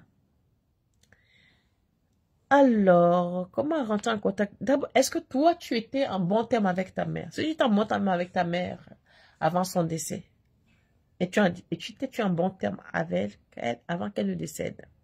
Oui ou non? Sinon, ça va être difficile. Si oui, c'est simple. Bon, même si tu n'étais pas en bon terme avec, là, c'est le FA qui va le décider, ou même n'importe quelle, une bonne consultation peut te dire ce qui s'est réellement passé, ce qu'elle te reproche, ou ce que toi, tu dois pouvoir faire pour pouvoir essayer de... qu'elle intervienne en ta faveur, quoi. Mais c'est surtout, moi, je pense que le plus gros, c'est pas tellement rentrer en contact avec ta mère, c'est faire la paix d'abord avec toi-même. Parce que là, tu dis qu'il y a eu des conflits. Les conflits se sont produits par rapport à quoi? Cherche à régler ce problème-là, tu pourras atteindre ta mère. Hey, maman Aurélie, how are you? Good morning, Canada people. Il y a 2 Canadiennes ici. Affaire aimer maman Aurélie. Canadian people, good morning, sister. Donc, ben voilà, Maman Aurélie, tu es arrivée à la fin, j'ai fini. Oui, tu es en retard, tu es vraiment en retard. Elle disait à tout, à la grand-mère, elle disait toi à la grand-mère, mais personne ne veut me parler. Oui, mais la question que je te pose, quels étaient tes rapports avec ta maman? Est-ce que tu vivais avec elle? Est-ce que tu étais avec elle? Est-ce que vous étiez en bon terme? Qu'elle parle à ta grand-mère, ça c'est tout à fait normal, c'est sa maman. Mais toi, quels étaient tes rapports avec lui? Avec elle plutôt? Est-ce que vous connaissez les bons voyants? Merci. Moi, je ne veux pas répondre à cette question pour dire oui, je connais les bons voyants. Pourquoi? Parce que je pense que chacun est un voyant à son niveau de connaissance. Cependant, il y a des voyants escrocs. Ça, c'est autre chose. C'est-à-dire, ils n'ont pas vu, ils te disent ce qu'ils ont vu. Ça, c'est autre chose. Mais tout voyant, parce que chacun voit selon le don qu'il a reçu. Chacun voit selon la méthode qu'il utilise. Cependant, c'est pour ça que je dis, quand tu consultes chez une personne, essaie de consulter 2, 3 personnes. Essaie d'avoir 3 versions de la chose. Par contre, quand tu consultes le FA, une seule consultation te dira une chose, c'est-à-dire partout où tu vas aller, tu vas entendre ça. Si tu vas n'importe où, si le FA te dit quelque chose que tu vas n'importe où, tu n'entends pas, alors il faut dire qu'à partir de ce moment-là, ces voyants-là sont faux. Parce que le FA va te révéler les choses que personne ne va te dire au monde. D'accord?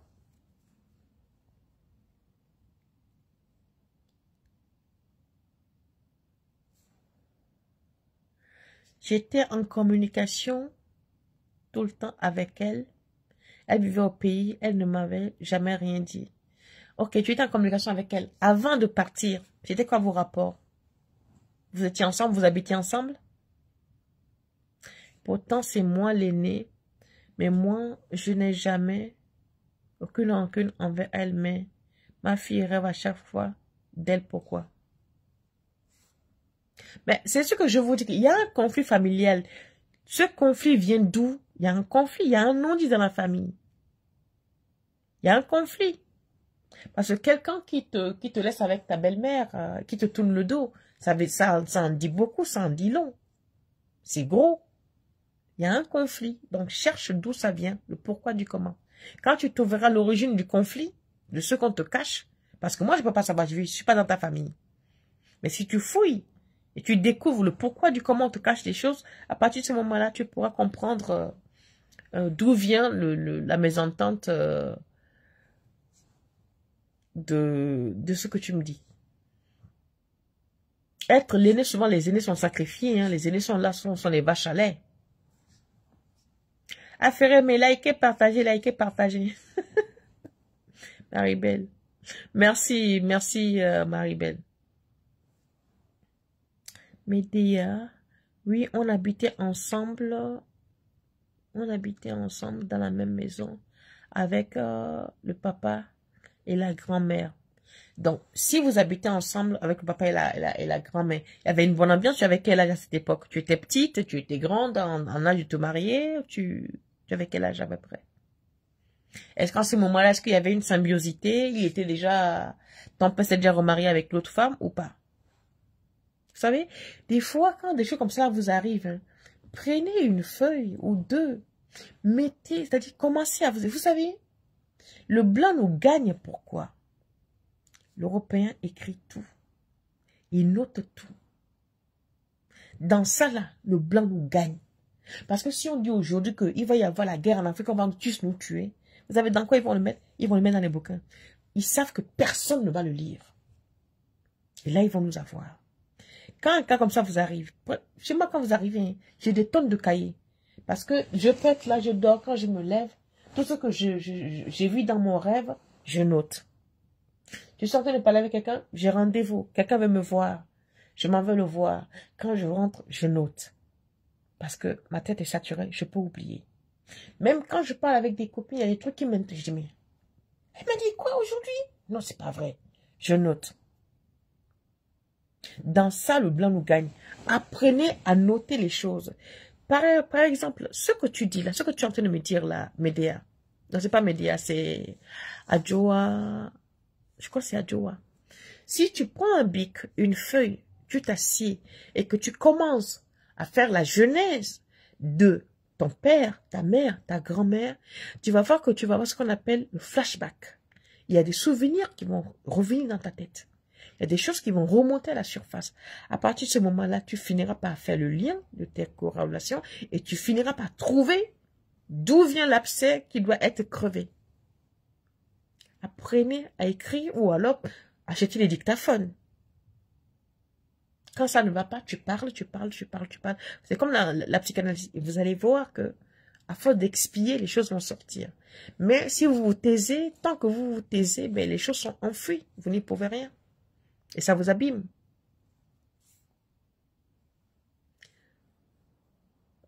Sonia Lafleur. Hypnose thérapie pourrait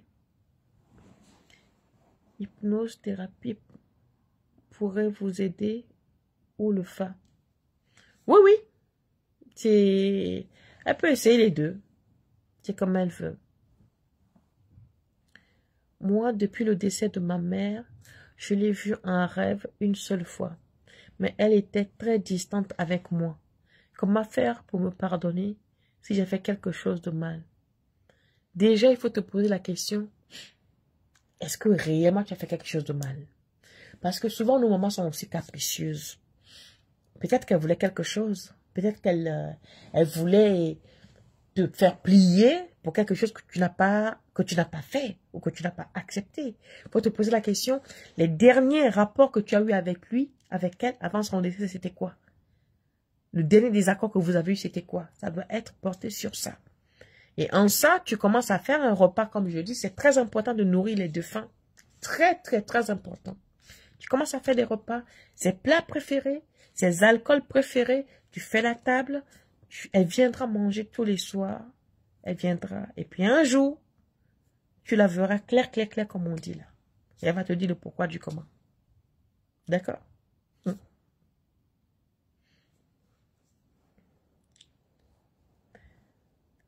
Joka, comment je fais alors?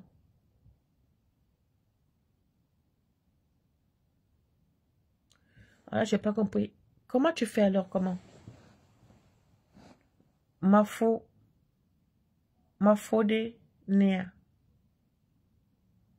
Là, j'ai pas compris la phrase. Joka Philomène, j'ai pas compris la phrase. D'accord? Mélissa, dans la famille,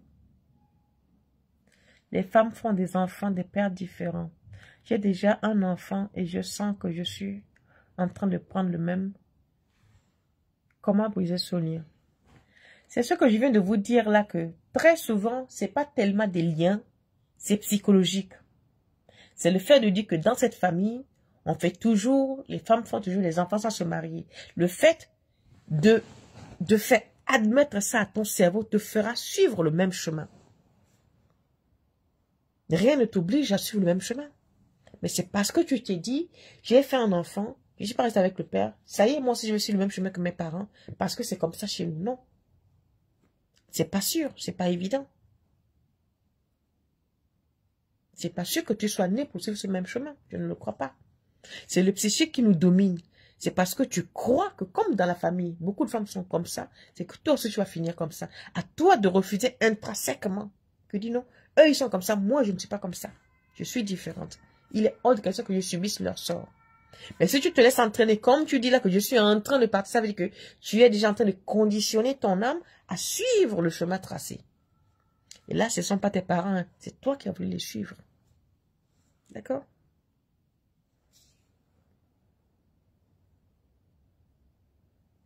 De rien, maman Aurélie. Bah, bien sûr, on peut nourrir les ancêtres qu'on n'a pas connus. Si on te parle de ta grand-mère, si on t'a parlé de ta grand-mère, de ton grand-père qui sont comme ça tout le temps. Tu prends ton nom. Si tu connais le nom de la personne, tu dis, hé, papi, je sais pas, mon papi Jean, mamie Véro, maman parle souvent de toi, je ne t'ai jamais vu, mais je sais que toi, tu me connais. Je ne sais pas comment te remercier, je ne sais pas comment rentrer en contact avec toi, mais on m'a dit que tu aimes le vin. Bah, donc voilà ton vin. J'ai fait un petit repas, je te donne ce que j'ai. Tu parles comme je te parle là. Parce que les égrégores, comment on appelle ça là? Les esprits, ils sont là, ils vous entendent. Hein? Parce que ces esprits là, ça vole là. C'est-à-dire, vous allez voir une boule de magie passer là, vous allez voir une boule d'énergie passer. Mais c'est ton grand-père, c'est ta grand-mère. Ils vont pas venir à la maison comme toi et moi en personne physique, non. Non. Je demande de faire un sacrifice pour elle. Mais avant de faire le sacrifice, je dis la même chose. Hein. Pose-toi la question, qu'est-ce qui s'est passé? Parce que tu as fait le sacrifice, pourquoi? Le conflit a commencé par rapport à quoi? C'est-à-dire, c'est comme si tu dis oui, j'ai mal à la tête, mais tu as mal à la tête par rapport à quoi? Les gens se lèvent, ils ont mal à la tête, ils vont prendre le paracétamol. Non. Moi, je suis là. Et là, j'ai mal à la tête. On me dit, ouais, prends le truc. Non. J'ai mal à la tête parce que j'ai trop travaillé, il me faut juste me reposer. J'ai mal à la tête parce qu'il y a un connard qui m'a énervé, il faut que je me désénerve. Le paracétamol ne va pas arranger la chose. Donc, sachez savoir la cause de la chose avant de soigner vos maux. Vous soignez juste les douleurs, mais la cause qui vous fait avoir le mal, vous ne soignez pas. C'est pas bien. Souvent, il n'y a pas besoin de prendre des médicaments. Quand tu sais pourquoi, parce que j'ai des aigreurs de l'estomac, tout de suite, tu prends quoi? Je ne sais pas comment vous appelez ça là. Tu vas prendre n'importe quoi. Mais les aigreurs d'estomac, c'est venu parce que tu t'es énervé. Les aigreurs d'estomac, c'est venu parce que tu te ronges l'intérieur. Les aigreurs d'estomac, c'est venu parce que tu es stressé, tu as peur. Quand tu arrives à résoudre ton problème de stress, oui, mais le fait de prendre des passons, des consciences, ce ne sont que des pansements, des soins palliatifs. Vous calmez juste les nerfs de quelque chose qui est endogène, qui est profond. Moi, c'est comme ça que je vois les choses. Hein.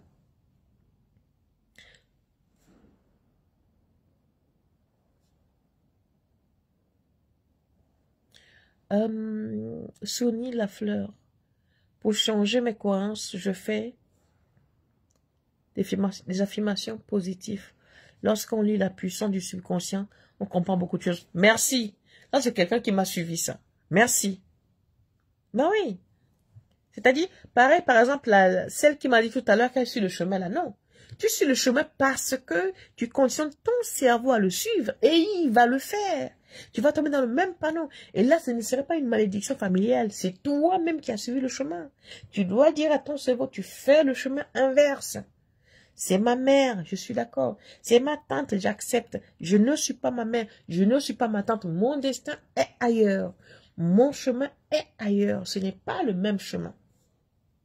Je suis née, je suis sortie d'elle, certes. Mais j'ai ma vie. Ma vie n'est pas la leur. C'est-à-dire qu'il faut refuser ce qui ne vous convient pas. Mentalement, psychiquement. Je vous ai dit que le cerveau, si moi j'avais fait des études, le cerveau a une capacité. Vous n'avez pas idée.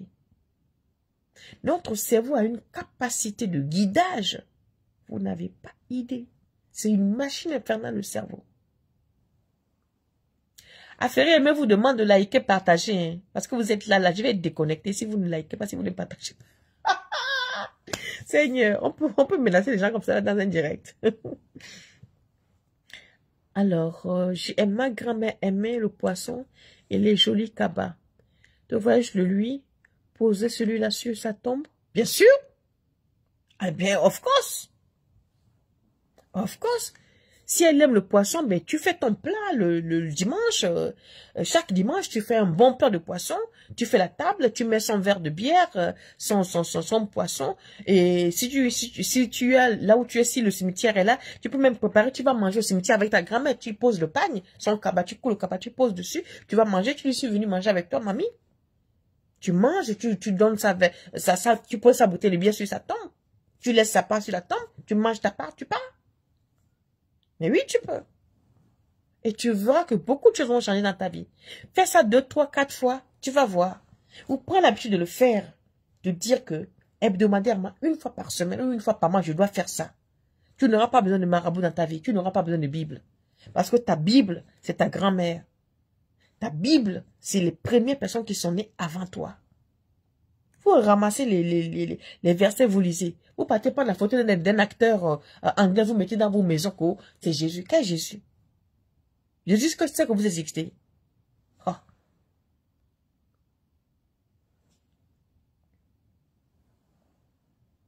Ah, ma grand-mère, quand j'irai... Oui, si tu as la possibilité d'aller au village une fois par mois, ou une fois quand tu peux, dès que tu peux aller au village, tu le fais. Même si c'est une fois par an, c'est déjà ça. Elle sera très contente parce que au moins elle voit que sa petite fille ne l'a pas oublié. Et tu vas voir que les choses vont changer, les portes vont s'ouvrir au fur et à mesure, doucement, doucement, doucement. D'accord? Voilà. Donc, je ne sais pas pourquoi sur Facebook, je ne vois personne. Les écrits n'apparaissent plus. Je ne sais pas. Ma page est tellement sabotée sur Facebook que... Venez sur YouTube, hein, parce que Facebook, là, tu ne comprends pas. Et tu vas voir que quand je vais, comment on dit en français, quand je vais être déconnecté, je vais voir tous les messages que les gens ont écrits. Si ça se trouve, les gens écrits, mais je ne vois rien. Impossible de voir les messages. Mais dès que je vais raccrocher, je vais voir plein de questions. Là, vous allez m'excuser. Je vais répondre au fur et à mesure si je peux. Hein. Ou alors, jeudi prochain, vous venez. Mais ceux qui sont sur Facebook, là, si vous pouvez vous déconnecter sur Facebook et venir sur YouTube, je peux répondre à vos questions. Parce que là, je ne vois pas les questions. Les questions ne montent pas. Je ne sais pas pourquoi. Ah, Marie-Belle, c'est la vérité sur ce que tu dis sur les ancêtres. Car j'ai vu ma grand-mère décédée avec qui j'ai discuté et je lui ai demandé qu'elle est morte. Et elle m'a dit que les morts ne sont pas morts. Merci. Les morts ne sont pas morts. Ils sont avec vous tous les jours, mais vous les ignorez. J'avais dans le passé, en 2004, évité un lynchage au bûcher à ma grand-mère jumelle, accusée par ses neveux d'avoir mangé leur sœur. Seigneur. Avais-je mal agi de ne pas soutenir leur irréparable bûcher? Comment tu as mal agi? Tu n'as pas mal agi. Comment on peut sauver quelqu'un de la mort et puis dire qu'on a mal agi? Non. Je ne trouve pas que tu as mal agi. Pourquoi? Qui a dit ça? Non, non, moi c'est un acte de bravo parce que tes neveux ou tes cousins pouvaient te jeter au bûcher à sa place. Non, non, c'était très bien d'ailleurs. Moi, je pense que tu l'as sauvé la vie. Ma grand-mère m'aimait beaucoup, mais je n'ai rien fait. Aucun sacrifice pour elle. Comme je suis ici, je dois faire comment? Mais tu fais ta table. Toi, tu es au Canada. Mais est-ce que tu sais que ta grand-mère peut venir te rendre visite au Canada? Elle vient même te rendre visite, tu n'es pas au courant. Parce qu'il y a plein de choses qui peuvent se passer et ils sont... En fait, je vais vous dire une chose. Aïe, voilà. Vous savez quoi? L'avantage que le mort a sur... Le sport, là, c'est pas possible. Hein. Que je vous dis que j'ai mal partout. Comme ça fait 2 ans que je ne fais plus le sport. J'ai repris, là. Hey, j'ai mal partout, mon bras, Seigneur.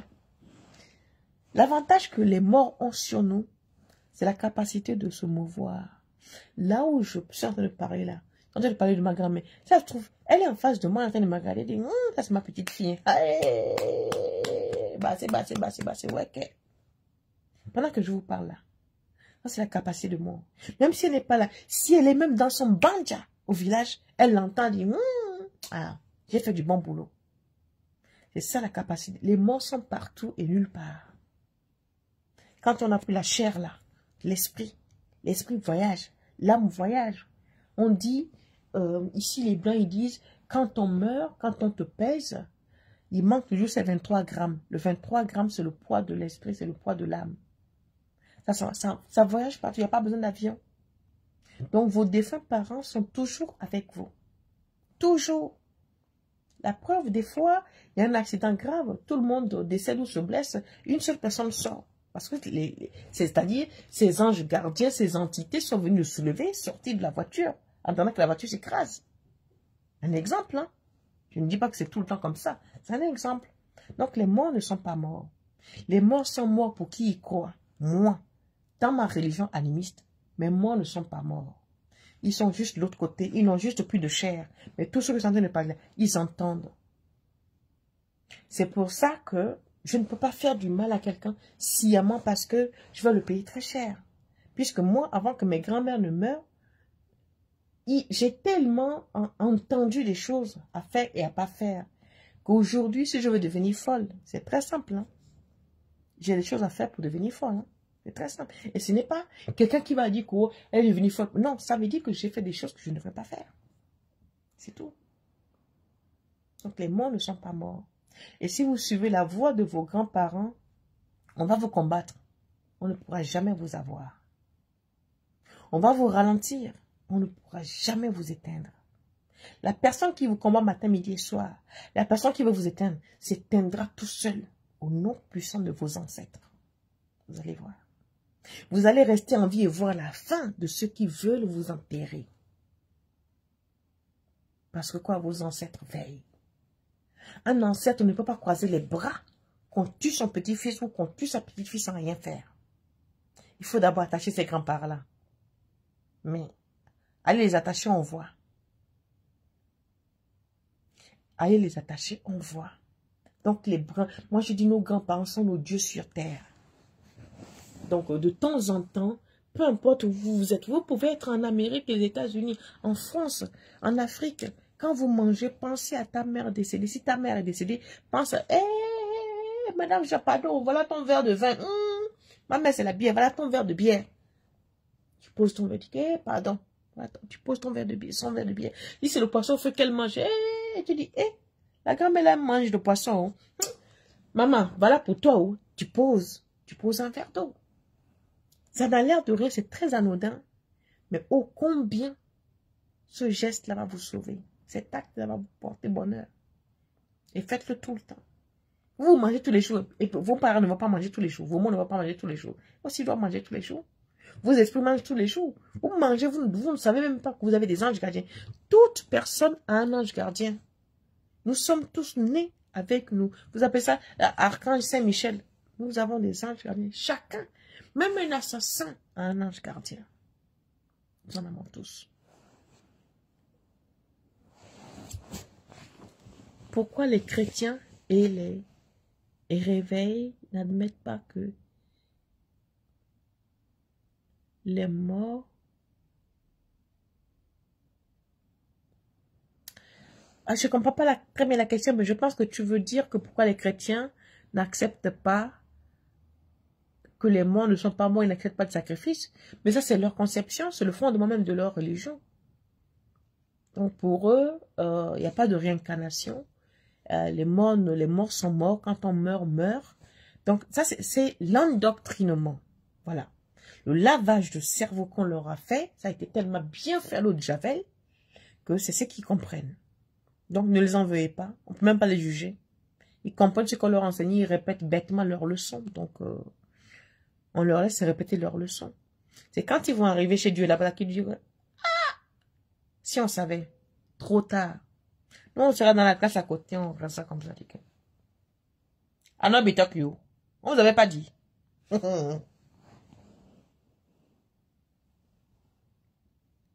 Je prie tous les jours que ma mère ou ma grand-mère frappe mes aînés parce qu'ils ne nous aident pas à avancer. Non. Cette prière-là, tu ne fais pas cette prière-là. Non, non. Tu ne peux pas prier pour que tes grands-parents frappent tes aînés parce qu'ils ne vous font pas avancer. Non, non, non, non. Ta prière doit être en sens inverse. Ta prière doit être que ta grand-mère, que tes grands-parents t'aident à être meilleur que toi-même. Ta prière doit être que tes grands-parents te montrent la voie que tu dois suivre pour arriver à être meilleur. Ta prière doit être que tes grands-parents t'ouvrent les yeux, apaisent ton cœur pour que tu ne puisses plus en vouloir à tes soeurs aînées. Ta prière doit être que ces grands-parents montrent le chemin à tes soeurs aînées, touchent leur cœur pour qu'ils puissent vous ouvrir la voie. Parce qu'en demandant qu'on leur fasse du mal, ce même mal risque de se retourner contre toi. Il ne faut jamais souhaiter ça. Il faut toujours prier la positivité. Tu ne demandes pas à un défunt, parce que ce n'est pas une guerre que tu veux leur livrer. Ils ont leur raison de pourquoi est-ce qu'ils font ça. Toi, tu demandes juste ta part.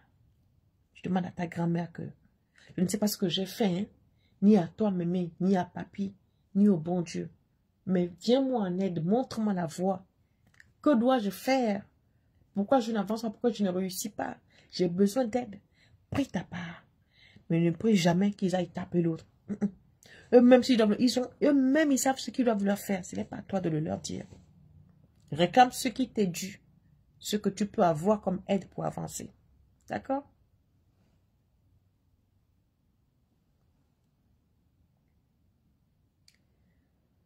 Car ces neveux sont trop rancuniers, m'en veut la mort jusqu'à maintenant pour n'avoir pas cru à leur accusation sans fondement de grand-mère sorcière. Bah, tu les laisses dans leur... c'est-à-dire, tu les ignores. Qui t'en veut, tu t'en fiches. Ils sont pas Dieu sur terre. Hein? Ils sont pas Dieu sur terre. MJ. Que veut dire OTEP? Alors, je vais te choquer et je vais choquer sûrement les gens ici. M'avez-vous déjà entendu une fois dire ce mot dans mes directs ou dans mes vidéos? Jamais. M'avez-vous une fois dit, m'avez-vous une fois entendu dire, je suis kémite, je suis je ne sais pas quoi? Jamais. Pourquoi? L'Afrique noire du village dont je viens là, je suis fière de ça. Du Togo, du Gabon, du Ghana, d'où je sors là, il n'y a pas OTEP là-bas. Donc ceux qui ont découvert l'OTEP avec l'Égypte, hein, qu'ils aient habité l'Égypte, ceux qui sont kémites là, je ne suis pas kémite, je ne suis pas OTEP. Je suis une négresse et fière de l'être. Je suis une africaine. Avec tout ce que cela comporte, comme positif, négatif, j'accepte. Leur OTEP, leur kémito, ah bah non, c'est pas dans ma bouche. Je ne prononce pas ça. Les parents ne m'ont pas enseigné ça. C'est-à-dire, nous les Noirs, on aime tellement tout ce qui vient d'ailleurs que les choses qui sont dans nos villages, on les jette aux orties. Leur OTEP là, la signification de OTEP c'est quoi? Leur kémite là, c'est pas dans leur langue vernaculaire, avec son verbe avancé. Mais je ne suis pas OTEP. Voilà ma réponse. J'espère que j'ai bien répondu.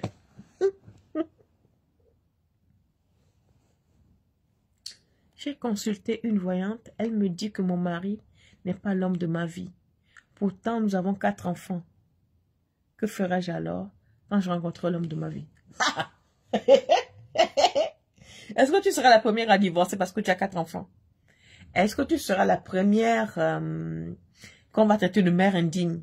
Est-ce que tu seras la première qui quittera son homme pour se remarier? Est-ce que tu seras la première qu'on traitera de sorcière? Parce que tu vas entendre de tout. Hein? On te traitera de tout. Hein? De sorcière, de femme indigne, de femme incapable, de femme irréfléchie. Mais le problème, il est ailleurs. Tant que cette dame dit que c'est pas l'homme de ta vie, mais que tout se passe bien, vous avez 4 enfants, tu continues ta route. Le jour où ça arrive, ça arrivera. Mais toi, ne le cherche pas, ne le provoque pas. D'accord? Ne cherche pas parce qu'on t'a dit que c'est pas l'homme de ta vie. Donc, il faut que je trouve. Non, non, l'homme de ta vie, s'il n'est pas encore dans ta vie, il viendra au moment où tu ne t'y attends pas. C'est-à-dire, tout va se passer tranquillement. Quand tu le verras, tu sauras. Quand lui il verra, il va même pas dire que tu as 4 enfants, que tu peux m'avoir 10 enfants, c'est pas son problème. Il est venu récupérer sa chose. Il est venu récupérer sa personne. Elle peut avoir 20 gosses, c'est pas son problème. Il va pas s'arrêter sur ça. D'accord?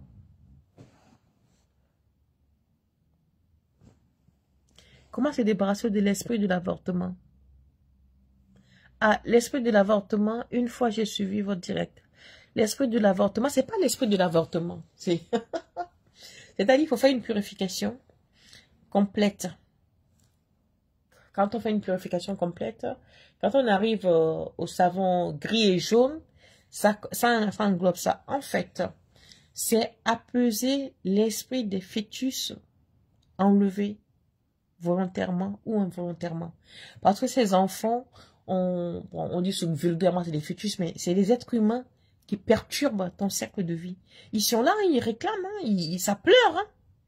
Ça pleure, ça réclame, maman nous a jetés. Et parfois, tu as des projets qui peuvent aboutir au moment où le projet va aboutir, mais ça ne marche pas. Parce que tu te dis, là, tu nous as... Parce que des fois, ils peuvent arriver comme ça, dire, toi, tu nous as balancé là parce que tu penses que tu as fait ta vie. Tu ne le feras jamais tant que tu ne donnes pas la paix.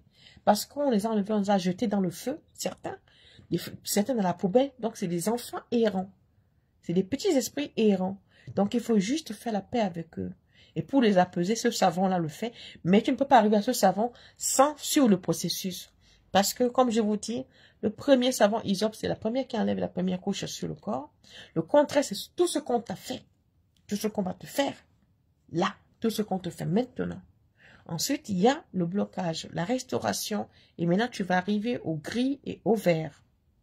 D'accord? C'est que comme ça que tu arriveras à les apaiser. Parce que quand tu vas déjà commencer avec le savon d'Hysope et roi des herbes, ils vont déjà commencer à se calmer parce qu'ils sentent un certain apaisement, un esprit qui calme le corps de leur mère. Ça ne chauffe plus. Ils vont déjà commencer à se détacher.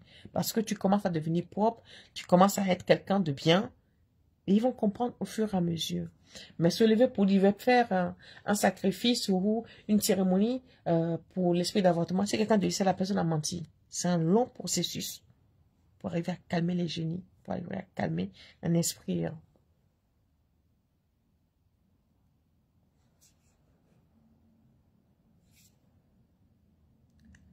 MJ, non, c'est... Ouais, mais affaire mais de rien, de rien.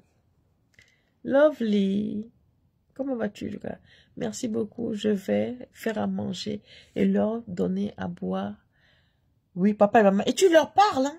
Tu leur parles du genre, maman, je sais que tu es fâchée. Je sais que tu m'en veux. Je ne sais pas pourquoi. Tout ce que j'ai pu faire, peut-être que j'ai mal fait, mais je pensais bien faire. Je n'ai peut-être pas fait ce que tu voulais, mais j'ai fait ce que je croyais bien. J'ai fait ce que je pouvais. Mais regarde ma vie aujourd'hui. J'ai besoin de toi dans ma vie. Si tu ne me montres pas la voie, comment je peux savoir que je t'ai blessé? Mais si d'aventure je t'ai blessé, je te demande de me pardonner. Je ne l'ai pas fait sciemment, c'était pas fait exprès. Tu parles ça, tu leur parles comme je te parle. C'est-à-dire, quand vous voulez faire vos prières, hein, ne faites pas la prière. Seigneur Jésus, je suis là. Oh maman, Seigneur. Non, tu parles comme je te parle, là, comme je vous parle. Vous dialoguez avec eux. Quand je parle avec mes esprits, vous allez penser que on est 22 ici. Je leur parle comme je vous parle là. Oh, ah. Ils entendent. C'est... Oh. Vous voulez qu'on vous montre des choses, hein? Vous voulez qu'on vous montre des miracles. Malheureusement, on ne peut pas vous montrer. Vous parlez avec eux, avec les entités, avec vos morts, comme je vous parle là.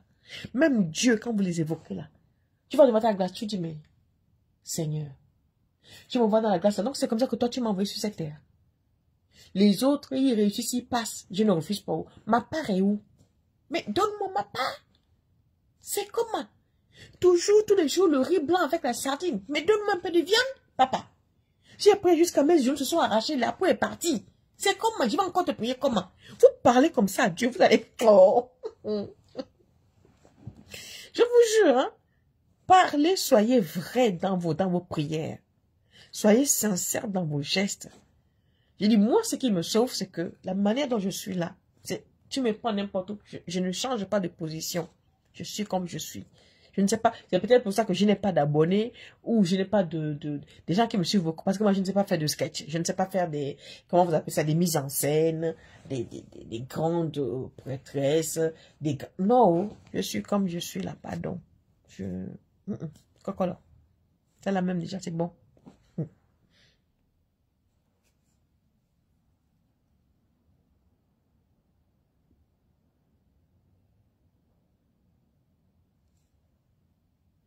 Eh ben, c'est pareil, Aurélie. Tu ne l'as jamais fait, mais tu as aidé quelqu'un financièrement à le faire. Tu as contribué au meurtre de cet enfant. C'est pareil. J'ai posé la question à savoir si c'est mauvais de prier pour les parents de mon ex que j'ai jamais connu, car déjà, au-delà de protéger et d'ouvrir la route pour ma fille. Les parents de ton ex? Pourquoi tu pries pour les parents de ton ex? C'est quoi le rapport? Tes parents sont en vie et les deux parents de ton ex sont tous les deux décédés, c'est ça? Pourquoi tu veux tu veux prier pour les défunts parents de ton ex pour protéger et ouvrir la voie à ta fille? Mais si tu dois ouvrir la voie à ta fille, les défunts parents de ton ex n'ont rien à voir là-dedans. C'est toi-même d'abord. Sauf si on t'a dit qu'ils sont à l'origine de quelque chose. D'accord? Maman Aurélie, est-ce que rester nu devant le miroir est mauvais?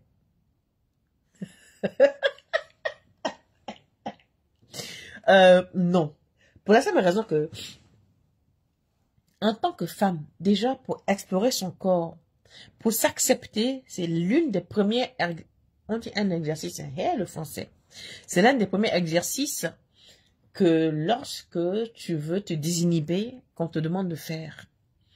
On te demandera de te mettre tout nu, de te mettre devant une glace et de te regarder sur toutes les coutures. Extérieures, intérieures, d'apprendre à t'accepter. Donc, être nu devant le miroir, c'est pas mauvais en soi, on apprend à accepter son corps. Maintenant, tu te mets nu devant le miroir, pourquoi?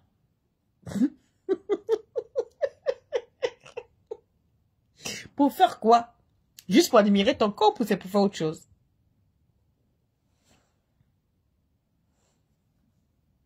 En tout cas, tu as tout à fait raison. Merci beaucoup. Je t'expliquerai le reste sur WhatsApp si c'est possible. Tu peux, mais il faudrait, si c'est écrit, il ne faut pas que ça soit trop long. Soit tu fais comment appelle-t-on, des audios de 3, 4, 5 minutes, pas plus, pour que je puisse écouter et enregistrer. Parce que quand les audios font, par exemple, 10, 15 minutes, je dis, mais vous êtes sérieux? Comment voulez-vous que j'enregistre? Fragmenter, c'est mieux pour moi. Mais ne faites pas non plus les audios de 30 secondes, hein, parce qu'il y a des gens qui s'amusent à faire des audios de 30 secondes, ce qui veut dire que j'ai 10 000 messages. Non. Vous pouvez faire un message de 3, 4, 5, 6 minutes, si vous avez expliqué ce que vous allez expliquer.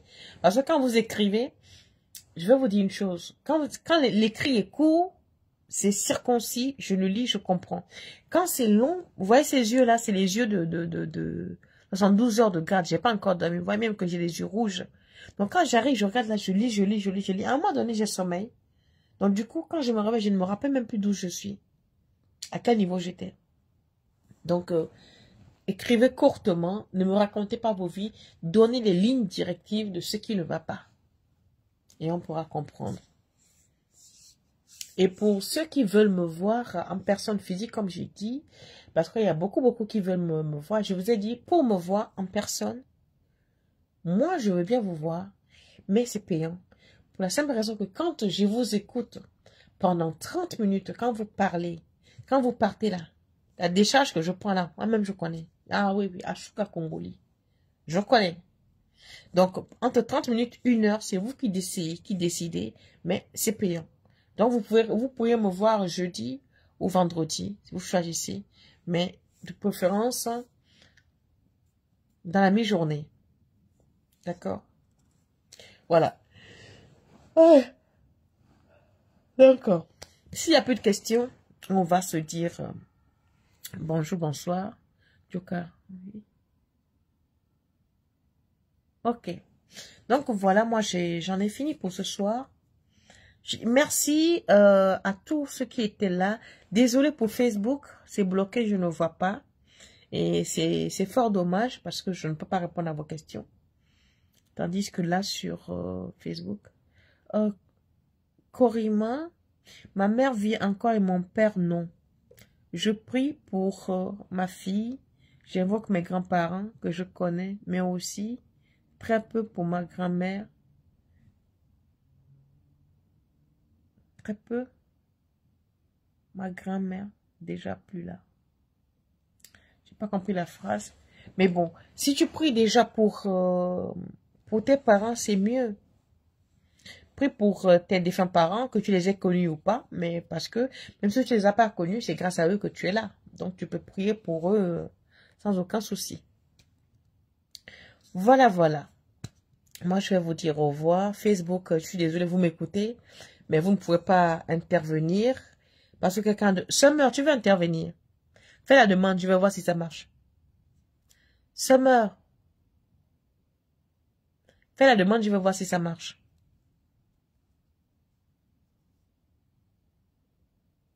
Merci, Philomène. Ah bah oui, comme il n'y a pas de... Il n'y a pas d'écrit, même si tu fais la demande, ça ne va pas venir. Aujourd'hui, la Facebook vous a sûrement bloqué. Hein. Ça, c'est pas moi. Hein. Le téléphone est là, mais je ne vois personne écrire. Je suis sûr que vous écrivez. Il y a des sûr qu'il y a des gens qui font la demande pour venir intervenir, mais je ne les vois pas. C'est... Ma part est trop compliquée sur Facebook. On veut que je disparaisse, je vais disparaître de Facebook. Oh. Comme ça, je vais laisser. Hey, je devais pas faire les postes publicitaires. Pardon, il y a le savon. Venez acheter le savon. Le savon gommant. Clarifiant. 55 €. Le savon embellisseur. Kitoko. Bien, bien, bien comme il faut. Donc, vos savons sont là. Savon embellisseur. Savon clarifiant. Savon visage. Pour peau noire. Pour peau claire. Karité crémeux. Il m'en reste un peu. Il m'en reste un peu.